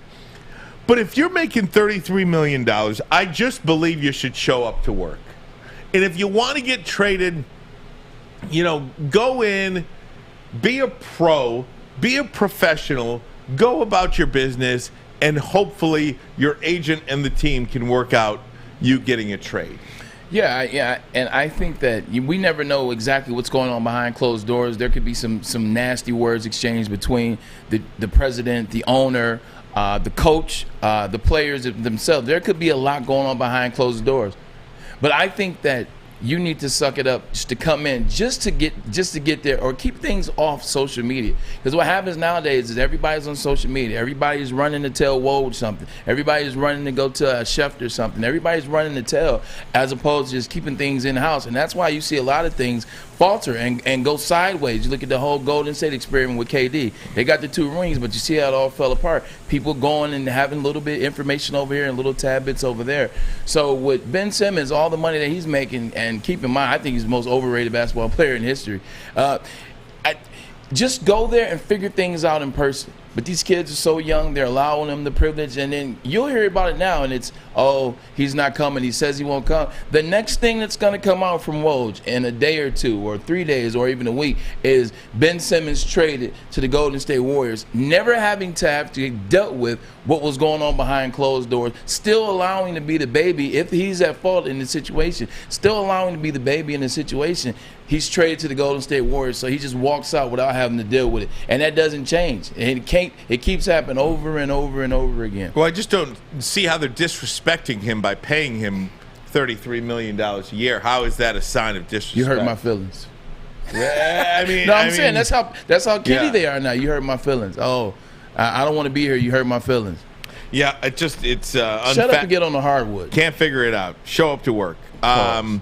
You know who has been working as we jump back into some NFL talk, Braylon Edwards, is Derek Carr. I think legitimately an early season MVP candidate, what he's doing out there in Las Vegas. You beat the the Raiders go ahead and beat the Ravens in week 1 and then go on the road and beat Pittsburgh in Pittsburgh. That's as solid a 2-0 as we have in this league right now.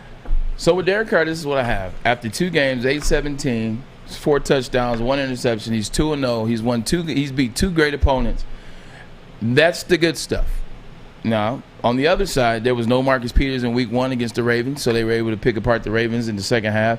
You look at no Joe Hayden, no Devin Bush, no T.J. Watt, or no Tyson Alula this past week against Pittsburgh. So he played with a shell. He played against the shell of the Pittsburgh defense. You play with who you got, right? No, I'm just saying, it's after 2 games, look at who he played against. So just take it with a grain of salt. Now, with that being said, as well as he's playing, his next 6 games are against the Dolphins, Chargers, Bears, Broncos, Eagles, and Giants.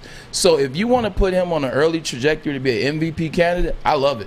Because I love these next 6 games on top of what he's already done. I think Dolphins are going to be a big win for them. Chargers, big game for them. Bears blow out. Their secondary isn't good. Broncos secondary has gotten better, so watch out for that D-line as well. But Eagles secondary and Giants secondary. Maybe 2 losses. That's it. And maybe even 2 losses. But even in the 2 losses, set up for him to have big games. So that's why I said if you want to put him on a trajectory to be MVP, I don't have a problem with it. Looking at first 2 games and the next 6. Maz, the Raiders 2-0 is as impressive as anybody's 2-0 in the National Football League right now. They beat the AFC North, 2 of the behemoths. Yeah. You beat Baltimore and you beat Pittsburgh on the road. That's pretty damn good, man. 800 yards plus in passing, hardly a missed pass. And this is without Josh Jacobs last week. He has no running game. And I don't know how no running game. Yeah. I don't know how long you can rely on Josh Jacobs. It has been it has been almost commonplace that Josh Jacobs doesn't play football. I mean, I don't know what he's got going on, whether he gets hurt or whatever his case may be. He's just not available for the Raiders on a week-in and week-out basis. So it's Derek Carr and those wide receivers and Darren Waller. I mean, Darren Waller, my goodness. He's as good a tight end as there is in this league right now.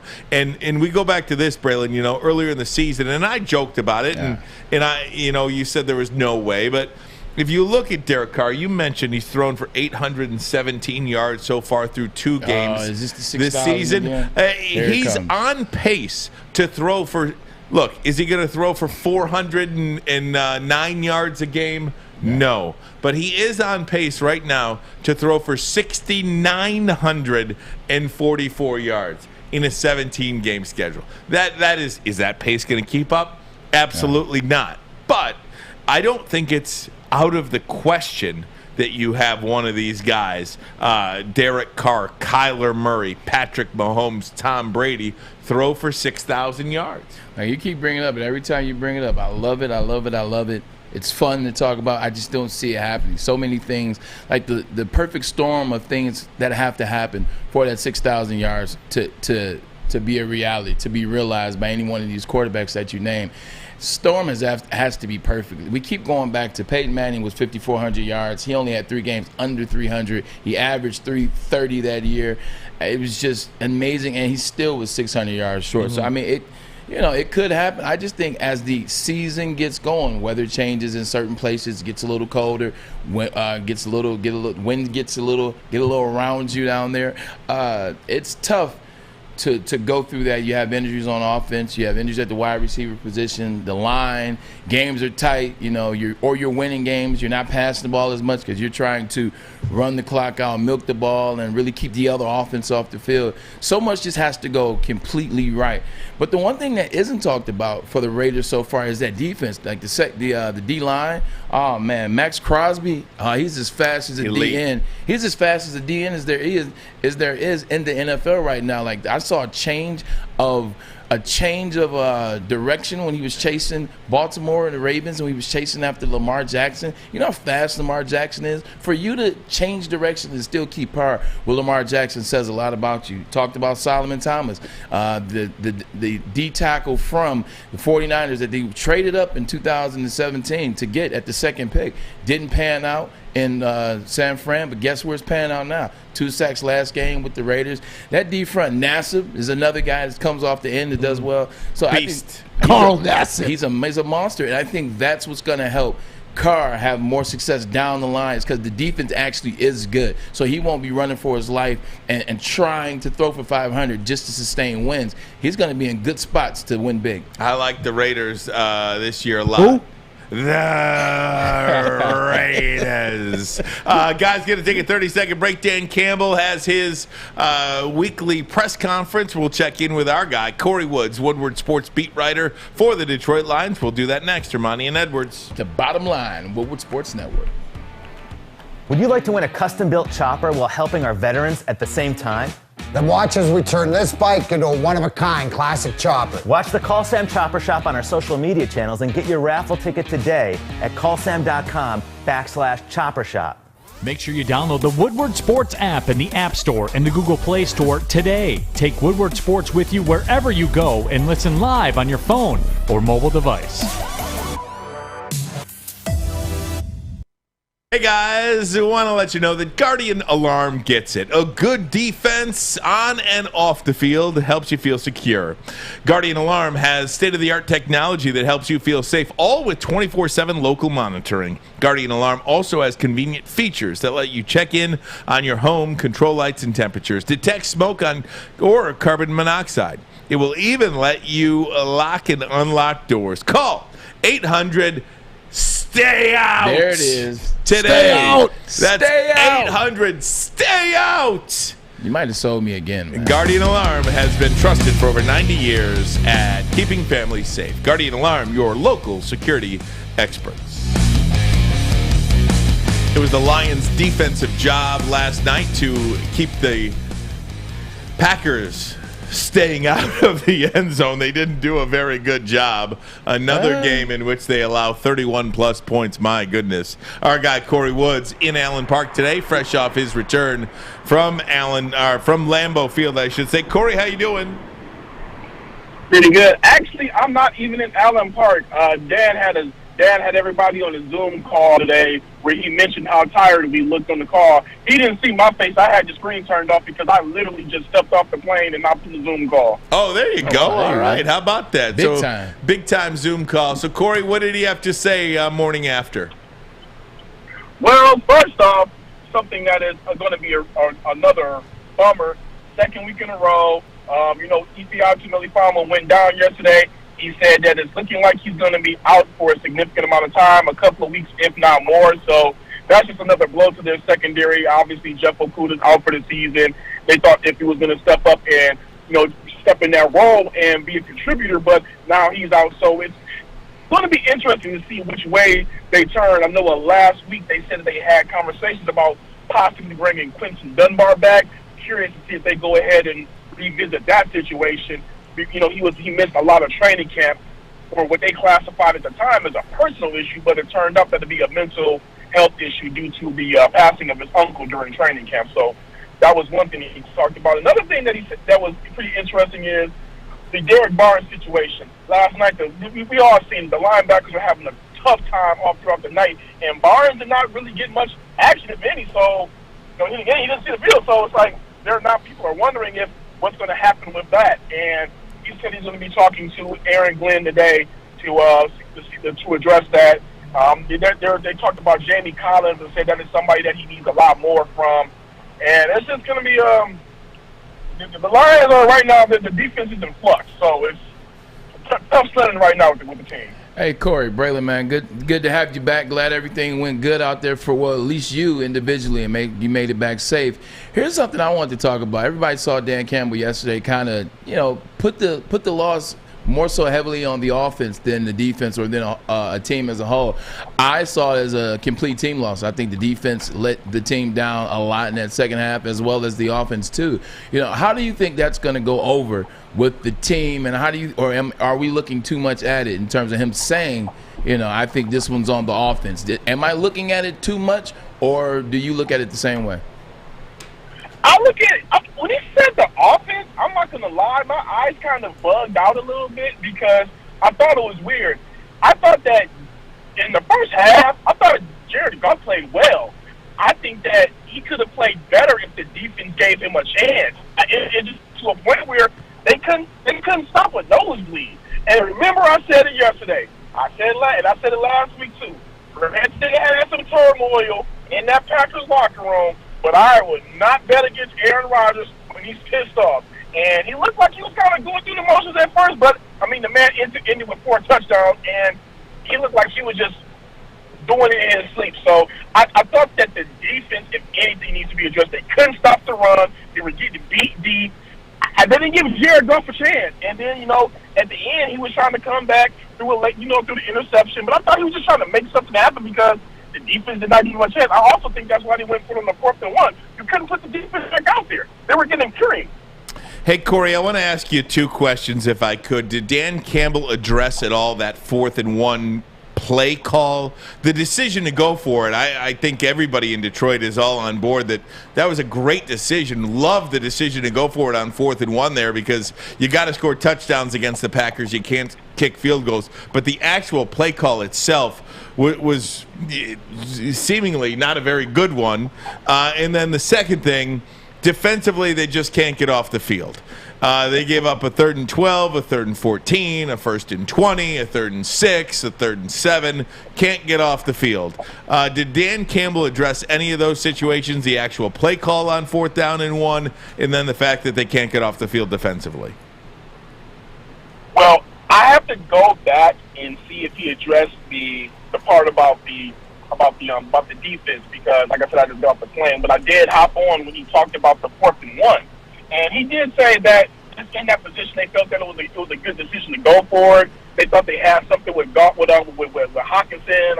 It just wasn't there. I personally think, when you got a guy like DeAndre Swift and Jamal Williams, go ahead and just run the ball. But he said in that same position again, he would go for it because they know who Aaron Rodgers is. Both teams had 3 timeouts. They didn't. In his philosophy, he was trying to just walk away with points without putting the ball back in Aaron Rodgers' hands. And he said that in that same position, he would do it again. Hey, Corey, let me double back and ask you this. After watching the game, because I don't believe that the Green Bay Packers are that good. I think they do have Aaron Rodgers, who's one of the best quarterbacks ever. I think they have arguably the best wide receiver in Devontae Adams and a really good dual-threat running back in Aaron Jones. With that being said, defense looked very average. Actually didn't look good at all. They're not that good of a team. I think Detroit is showing you signs and showing you flashes. First half this game, second half against the 49ers. Where does Detroit and Dan Campbell go from here? Like, what is the next step? Like, where do we go from here? We had success one half, then we had success the opposite half the next game. When can we put it together, or where does Detroit need to go? I'm going to leave that there for you. Ooh, that's a loaded question. My bad. I'm sorry. I think the main thing that they really need to address before anything is stopping the run. The run, even though, and I asked him about that last night, I wish the audio wasn't modulated, but he said he wasn't really that mad about it because, they didn't have over 100 yards, 100-yard rush. But at the same time, in that first half, I believe Green Bay was averaging 5.5 yards per carry, and that set up Aaron Rodgers to be able to do the things that he was doing.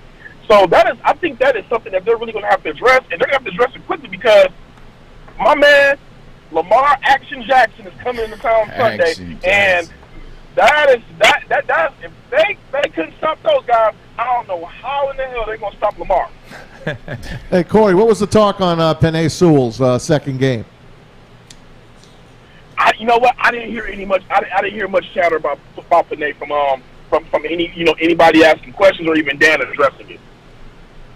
You know, you didn't hear his name yesterday. That's good. That's a good thing. It's almost like an official. You don't want to ever talk about your left tackle. Right, you don't want to talk about it. You don't ever want to talk about him. If his name never gets mentioned, that means he's doing a good job. So it's. I will say this. Adam on the morning show, that soliloquy he had, spot on. If right now, by the way that he's playing, I don't see how you move him to right tackle. I just don't. Adam said it would be a fireable offense. Well, I don't agree with that. If you moved him off a left tackle. Yeah, I don't agree with that. What I see from Penei Sewell right now is a guy that looks like he can be a Pro Bowl left tackle. Yes. I don't know if Decker, while very good, and I've made this point before, Decker is a top 10 offensive lineman. He's solid. He's a top 10 guy, but he ain't made no Pro Bowl since he's been a Detroit Lion. So I'm just saying. That's facts. I'm just saying. Frank Ragnow is the only Pro Bowl offensive lineman for the Lions in the past 2 decades. Yeah, I mean, I don't know. Would you rather a top 10? Here's really the question that you've got to, and I'm prognosticating here that Sewell's going to be a Pro Bowler. He will be. Would you rather a top 10 left tackle in Decker, who's very fine, and would you rather have Sewell go to the right side and be a decent lineman, kind of like a decent lineman when Ragnow played right guard? Call him a top 10 guy eventually. There is one right tackle. There is one thing that I saw last night that I didn't pay attention to, and I don't think we've ever mentioned, is Penei Sewell is 20 years old. Yep, he'll be 21 in October. I didn't realize Penei was that young. I remember being 20 years old when I was in Michigan and what I was doing, and still learning my position. Wide receiver, still learning how to get better and fine-tune things and find out the process and what I wanted to be in the NFL. This guy is young. So if they ended up moving him back to right tackle, I wouldn't have a problem with it, because I think having that success in the NFL at left tackle will give him confidence to know that he can block at this level. Maybe. He can block against the guys, and he'll have time to learn, and maybe they'll swap out. Maybe it doesn't work. But I think that he's young enough to where he can learn this position in right tackle. He's the youngest player in the league. NFL, exactly. The youngest starter in the league. Corey, I think a lot of the conversation regarding the Detroit Lions too is about Sewell, because he is a player that I think everybody could be excited about. And when you're in a year like the Lions are in, you're just picking at anything you can to feel good about the future moving forward. He's a guy that he's the only jersey I saw at O'Toole's last night was the Sewell jersey. He's a guy that makes you feel good. Defensively, this team is just atrocious. They seemingly have no talent at the linebacker spot. Any mention of Derek Barnes? Will we see Derek Barnes this week? Oh, you know what? And I'm gonna read this quote verbatim, because it sounds like there's gonna be a Derek Barnes sighting. I know that Dan Campbell said that him and Aaron Glenn are gonna have a talk tonight, but Dan was pretty critical about Jamie Collins' effort. I'm gonna read the quote verbatim. I mean, look, Jamie is a big linebacker. He's a very athletic linebacker, and the way he moves is a little bit different.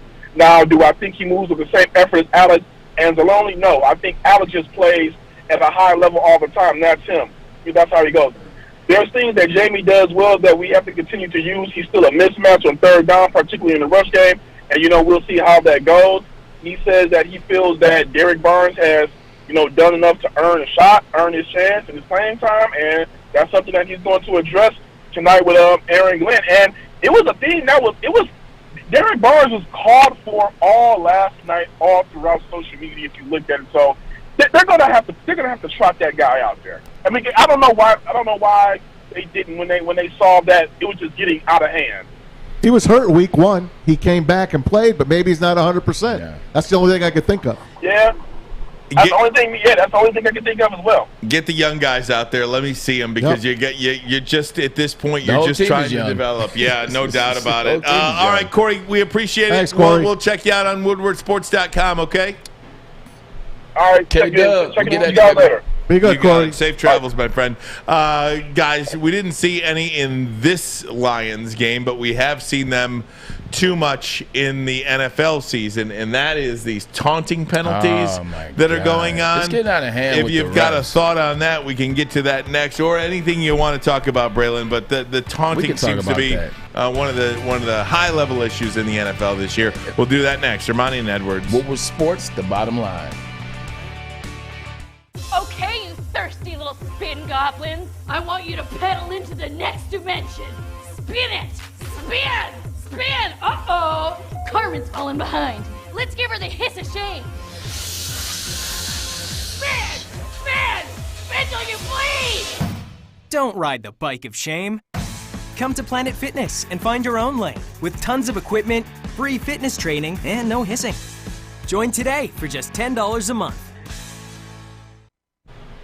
Hey guys, it's Maz. You want to get an advantage on your sports book? Of course you do. You need to download BetQL right now, the only app you'll need to make smart bets. Their best bet computer model scans over 350,000 unique bets per year to give you the best bet recommendation and the reason behind why you're going to do it. BetQL's best bet algorithm went 13-2 on 5-star bets for week 1 in the NFL. Plus, their platform's got all the data and analytics you would ever need. Head to the App Store or Google Play Store right now and download BetQL. You can also hit this one, try.betql.co/WSN. Get started. Don't forget, enter the discount code WSN at payment checkout for 25% off their subscription offerings and receive a free year of BetQL. Don't miss out on a chance to beat your sports book this football season with BetQL. All right, guys, I don't know if you heard, but the NFL is and has been called the No Fun League for a reason. I mean, you can't do anything, and it is the antithesis of baseball. It is ridiculous. Right? And they tried to get better, and now it's gotten worse again. How much do we talk about how baseball is fun again with the bat flips and the hair flops and the stairs around? I mean, baseball has got it right now. But the football, they don't want you to do anything. It's the No Fun League, and it's been that way for a long time. It was that way when I played. It was that way before I played. It was that way after I played. The problem with it is this: is they changed the taunting. One thing I want to point out to you guys, if you're watching it on YouTube or Twitter, these are taunting penalties by the NFL, Braylon. I just wanted to point that out. What you're seeing now is considered taunting penalties in the NFL. 9 taunting penalties all of last year, 9 of them. Already 11 this year through 2 weeks. The crowd's there now. Last year, no crowd. Now, see, that one is a taunting on Keenan Allen. Like, I get that one. Like, he got up, he made a catch. You don't know what was said before that. He got up, got in the guy's face. I understand that. They tried to create this, and this is more so for Tyreek Hill and Antoine Winfield Jr., what you saw in the Super Bowl. You saw Tyreek Hill burned by Antoine Winfield Jr. in the regular season and then throw the deuces. And then Antoine Winfield picked the ball off in the Super Bowl, and he decided to remember that and gave him the same gesture. He said, hey, you remember this? Peace. So I think that's where they tried to change the taunting. I did too. But one, that's cool, and two, if that's the problem, like, they don't lead to fights. If you've noticed in the past in the NFL in the last 3-4 years, there haven't been fights, there haven't been altercations, there haven't been a ton of that. There was no reason for that. They added that rule, and by adding that rule, refs are now looking and searching for things. All of last year, 9 taunting penalties. After 2 weeks this year, 11 taunting penalties. They're looking for anything. They're targeting linemen, defensive linemen, that anybody can get a penalty. Quarterbacks, like, let's have fun. But here's the crazy thing about that. All of that, you start encouraging group celebrations a couple years ago. Yeah, remember that? Group celebrations, like, you can all celebrate together, and let's do that. But now, when you celebrate, they try to fine you for it. They try to say it's taunting it, and to a certain extent. And then guess what they do at the end of the season at the NFL honors? Guess what they honor? Best celebration, which usually is some form of taunting to somebody. So I just don't understand what the NFL is doing. You try to change the rule for no reason. Nobody was complaining. Like, just chill out. Listen, chill out with the taunting last stuff. year, there were no fans. Didn't they have that little TV in the end zone where everyone ran to that TV, that camera, and did it? They're still doing that this year. I'm not sure if the camera's there anymore, but they're doing it. So last year they said, go ahead, have fun. Now the fans are back. Now you can't have fun? Taunting is bad. Targeting in college football is bad. Take out the 2T penalties or at least streamline them. They're grown men. Like, stop trying to take out the emotion of the game. Like, that's part of the emotion of the game. You make a big play. Sometimes these guys aren't trying to make a big play. Well, they're always trying to make a big play, but they're not trying to make the big play and then get up and yell at the guy or whatever. They're just excited. Like, if it's 3rd and 5, you're in a big game moment and you catch that pass and you get the first down, move the chains, let's go, some excitement. But that's just emotion. This seems like it's taking away from the emotion, just like when players were having to relearn how to tackle and hit because of the target. Now they got to relearn how to be emotional about something that comes natural. NFL players, more than any other sport, in my opinion, are people that do a pretty darn good job of policing themselves. Yes. And like you said, Braylon, I think you make a really, really fantastic point that I want to expound on. Very few situations, less so in any other sport, does taunting lead to fighting? Yes. Actual fighting on the field. And moreover, I would say that NFL players, more than any other sport, respect the body of their opponent. Yeah. They're not trying to hurt anybody. They're not trying to take anybody out. They're not trying to end anybody's career. They're not trying to take money out of people's pocket by hurting them. Well, back in the day, they might have. I'm saying, I'm talking about modern era. Knock them out. Remember the old Saints hit list? 2000 plus, the modern era I'm just talking about now. Like in the last 20 years, when we know all of this information about CTE and about how much money is at stake now for these guys, nobody wants to take another man's money away by getting them injured. Stop taking the money away by taking the fines for them either. Like most of these guys, just like basketball, but that's the league. That's the league taking it away from them. I'm talking about the players in the NFL do such a good job at policing themselves. Why this is an issue for guys having fun, I don't understand it. I really don't, and I think it should end immediately. Yeah, the players in the league are trying to infuse fun as well as pop culture as well as whatever. Trying to infuse that with the league as well as play at a high level so that the brand that they present on TV, that they present in person, is a great brand. If they want to, Tyreek wants to blow by somebody and he chucks up the deuces, well, hey, he runs 4-1. I mean, it's like a bat flip from Fernando Tatis. Exactly. He runs 4-1. I mean, if you can't catch him, he should be allowed to do that. Just like when Cam Newton. Remember when Cam was doing this and he was doing to hit him with the folks and everybody was like, wait, can you do that again one more time?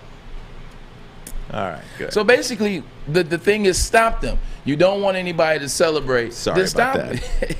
You stop that. You stop that. No, but if you don't want them to celebrate, then stop them by all means. And if you don't, live with it and let's move forward. I think this is something that the NFL needs to change. They can't change in season. They have to wait till the off season. See, I think they can. I disagree with you on that. I think the NFL, for a good of the game, for an integrity. I always thought the NFL should have a for a good of the game rule. It's only 2 weeks in. It's one of those things where, with the catches, right, or penalties that were not reviewable, those plays that happened in a football game that were not reviewable, that everybody, the millions and millions watching at home saw happen, but because the play isn't reviewable, you can't I always thought the NFL should have this is a buzz down to the field and say, this is we are inserting the for good of the game rule. You have to review this and take another look at this. The only reason I say that is you can't do it in the middle of the game or in the season is because once they insert rules, once they come up with the rule books every year, the refs have to go to camp and the refs are now acting on those rules. So now one of the big ones this year was taunting. So now they're teaching them how to call it. Apparently they didn't teach them that well, but they're teaching them how to call it and what to look for and what to say and what to do. So now that's programmed in their minds, and they're thinking, man, they're like, shoot, well, I went to this whole camp all off season to learn to call the game this way. So I think that's why it's hard to change rules in the middle of the season, is because they spent all off season learning the rule and how to call it. So now you change it, you still see the same thing. So you might as well just leave it in for the rest of this year. But as soon as the Super Bowl is over, like, Throw that one out the window. Agreed. I like that, Braylon. Yeah. Agreed. The rip up right there. Dynamite dropping money. Get this man another microphone. Hold on, where's my timestamp? Hold on, let me get my timestamp. All right, guys, it is that time where we're going to do our videos of the day. A very special bottom line video of the day as well. An anniversary of sorts 20 years ago. A very important, one of the all-time great moments in baseball, in my opinion, happened 20 years ago on this date. We'll do that next. Hermione and Edwards. It's the bottom line on Woodward Sports Network. Fellas, football season is here. It's time to make your grooming experience easy like Sunday morning. Get to Lady Jane's Haircuts for Men. Walk in, relax, watch your favorite team play, and before you know it, your hair will be game ready. Get to Lady Jane's, open 10 to 8, 7 days a week. Walk in anytime. It's wicked awesome. You know why realtors love using Hall Financial as a lender?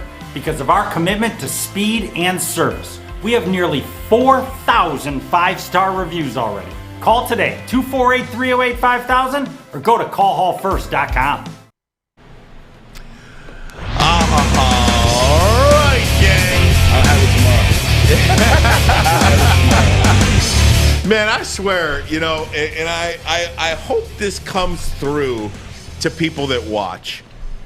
I came in today, I wasn't happy Ryan today. I wasn't all happy-go-lucky Ryan today. Could have fooled me. Yeah, right. I mean, you know, I have bad days too, and I swear, being with this guy on my right, on your left, watching, it just brightens my day. And this guy Maz always too. You guys and Fish and Al, I love coming into the building here. I love coming. The energy in this building, in this room with you guys, is second to none, and I just love you. I love that too, man. I appreciate it, and I feel the same. We had a chance to talk about this yesterday with Jay and Riff one-on-one doing the show at O2. It's just the energy in here because we're all building together. Like it's something that we're building together. Big D Energy, Morning Wood, our show, The Bottom Line. You know, we have the new sports betting show that's going to be amazing with Chris. Like, it's just fun to be around Fish and Alex and Mike and Tim, and I got nicknames for people in here, man. It's just, Kennedy. Like, it's a laid-back, fun environment that I'm happy to come to every day. Yeah, no doubt. Maz, you're up. All right, let's do this, baby. The video of the day that Ryan was talking about, we take you back 20 years ago today. It's at Shea Stadium. It's the first baseball game played after the tragedy at the World Trade Center, 9/11 attacks. Baseball came back. We all felt good for a night. And how do you cap it off? Mike Piazza stepping up and doing his thing. Lopez wants it away. And it's hit deep to left center. Andrew Jones on the run. This one has a chance. Home run! Mike Piazza and the Mets lead 3-2. I got goose pimples right now. How do you not? It's the 49ers. How do you not? That was the best. That was the best part of the show. I said, I got goose pimples right now. Maz says, how do you not? How do you not? I mean, what is better than that? Was but going back to that moment. I remember watching that too because it's the first thing that came back. We didn't play. No one played sports after 9/11. They took weeks off. You know, we missed the next game. I think we were playing Western actually my freshman year, and they canceled the game. And it just was you felt it like all around. Like there was no sport. Everything shut down. And you know, when you watch that game, it's like it's back. And I remember the tribute that they did to FDNY and the New York Police Department as well. And they had before the game and the American, the flyover. Like it was a hell of a game. It was a hell of a moment, man, and I have goosebumps too. That uniform and baseball and bat, they're all in the Hall of Fame just from that home run. That, you know, what can you do? I got nothing. I got nothing. How could you not? It's my Pat Summerall moment. How could you not? He's in there, John. Touchdown. God. Man, dude. I gotta tell you, man. Oh, man. I swear to God, I got a head rush. I got one of those brain freezes. I'm laughing so hard. Oh, man. You are just a gem, Tom Mazaway. Thanks, man. Just a gem. I don't mean it. All right, guys, what do we got next here? Saints, Jim Mora. Remember this one, man? This takes you back to 1986. I just found this online. Mike Archambault, who's a big Detroit Lions fan, put this video out. And then I went back to YouTube. I found it. The reason we're playing this is, first of all, Jim Mora will crack you up anytime you hear a press conference or a sound clip from him. But it kind of describes last night's Lions game. Let's take you back to 1986. Jim Mora, then with the New Orleans Saints. Well, what happened was that second game, we got our ass kicked. Or the second half, we just got our ass totally kicked. We couldn't do diddly poo offensively. We couldn't make a first down. We couldn't run the ball. We didn't try to run the ball. We couldn't complete a pass. We sucked. The second half, we sucked. We couldn't stop the run. Every time they got the ball, they went down and got points. We got our ass totally kicked in the second half. That's what it boiled down to. It was a horse performance in the second half. Horse. I'm totally embarrassed and totally ashamed. Coaching did a horrible job. The players did a horrible job. We got our ass kicked in that second half. It sucked. It stunk. Oh, my God. That's what I wanted from Is Dan that perfect? Campbell. That's what I wanted from Dan Campbell. So good. That's perfect. It's so good. I think without saying I'm playoffs. Oh man, we was the coach. Without saying I'm ashamed, and the other party said, I think that would have been great for Dan Campbell because he basically say both teams, both sides got their ASS kicked. Like both of them got their ASS kicked. They're a team. You do it together. You win together. You lose together. So that would have been a great soundbite. Minus the ashamed. Maz, we got one more here. This is a good one. This one means a lot to me because I'm a huge Monday Night Football historian and a junkie. Love the first one.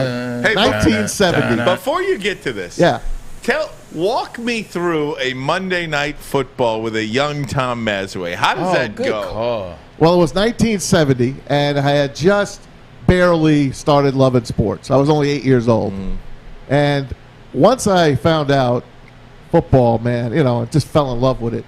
I could not wait to stay up for this game. Of course, I had to go to bed. I wasn't allowed, but I was always allowed to stay up for the first half hour of the game. And then I'd have to go to bed.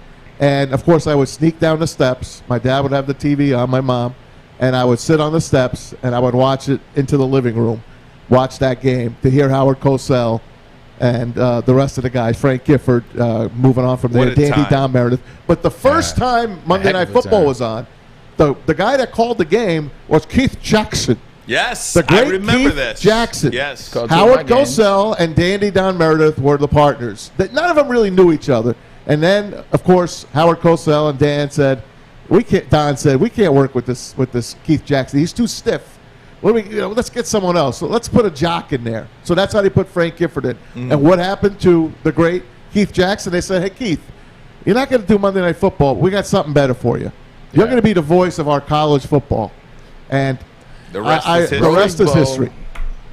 Man, having him call like one of my touchdowns in the Rose Bowl Isn't that was like something? one of the dopest things ever. Oh, man. Because he did the 2 Rose Bowl games we played before he hung up his mic. He did them games, so it was dope. Edwards! Michigan! Let's hear it. 51 years ago today, this is what Monday Night Football sounded like.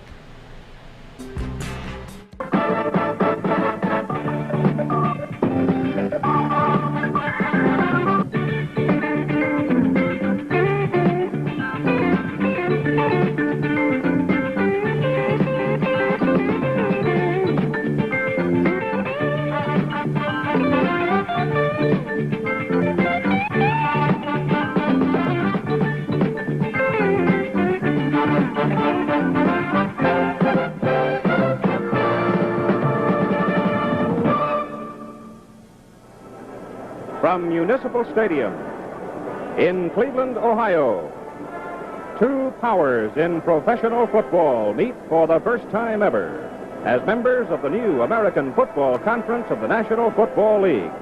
The New York Jets, led by the passing wizardry of Joe Namath, and the Cleveland Browns, led by the power running of Leroy Kelly. This ABC Sports Exclusive is brought to you by Marlboro Filter It's flavor country. Oh, man. Rip them darts. By Ford. by Ford and your Ford dealer who invite you to come in and test drive awesome. 1971 Electricity. Ford. Does Ford make cars or light bulbs? Yeah, I mean, what's up with that? What's up with the light bulb? Is that really Ford's logo with a light bulb? Well, that was like their ad back then. It was like new ideas, and the light bulb would click on. Oh. The light bulb would click on. It didn't click on this now for me. I'm sorry, I'm just telling you like it is. Oh, You weren't man. born yet. I tell you what, I did play for both those teams that were in the about inaugural that? game. Cleveland Municipal Stadium, Cleveland versus the Jets. Yeah. Cleveland won that game. Joe Namath threw a pick six to a guy named Billy Andrews. Billy Andrews scored late, and then you looked at. They showed Joe Namath, and he had his hands on his hip, and his head was down. And they said, "That's a dejected Joe Willie Namath." That was is Keith so Jackson. great. Unbelievable. 52 years. Hell of a day today, gentlemen. Good day. Hopefully everybody had fun. Again, please let your friends know we're here. And again, I do want to make mention of this as well, Braylon. Thank you to everybody who is in the chat on YouTube. I apologize. I will get better at incorporating some of these comments into the show. It's okay, man. It's like something I need Lions. to We'll get get better better. at. But I will do that shortly. Hey man, it's just like the Lions. We are working to get better. Yeah. I try to incorporate my stuff here on YouTube. I answer the peeps back. Good. I appreciate you for doing that. He Maz, threw us it under takes- the bus just now. Takes a little something off my plate. No, you guys have to keep doing what you're doing. Absolutely. So we'll have another great show for you tomorrow. Again, let your friends know about us, Woodward Sports Network. Of course, you can watch us at home. All you got to go into that little voice remote, say Woodward Sports Network on YouTube, man. We pop right up. It's that easy. It's that easy. great, yeah. So more Lions talk tomorrow. We'll get into some college football as well. We'll dive into some NFL topics as well. There's a couple of good ones out there that we'll look into. But Braylon, Tom, great show, everybody. Love you, man. Love you guys, man. Fish, it's fun. Alex, just keep it fun. Send us home, Braylon. Mikey TikTok. Hey man, thank you guys for watching and tuning in. However you did it, tune in tomorrow as the show gets even better. We get better day to day. This is Armani and Edwards on Woodward Sports. Baby, Lions, baby. Book it. Field goal game from Stone. Did it! 3-0 second quarter. Sanchez pump fakes. Braylon Edwards is free. He catches it, and he is gone. 80 yards, longest play in Jets postseason history. And that's the way the Jets score the first touchdown of the game. And when you give this young guy an opportunity, talking about Sanchez, he can make these throws. He can make these plays. He is a winner. This is a perfect throw. Braylon Edwards catches the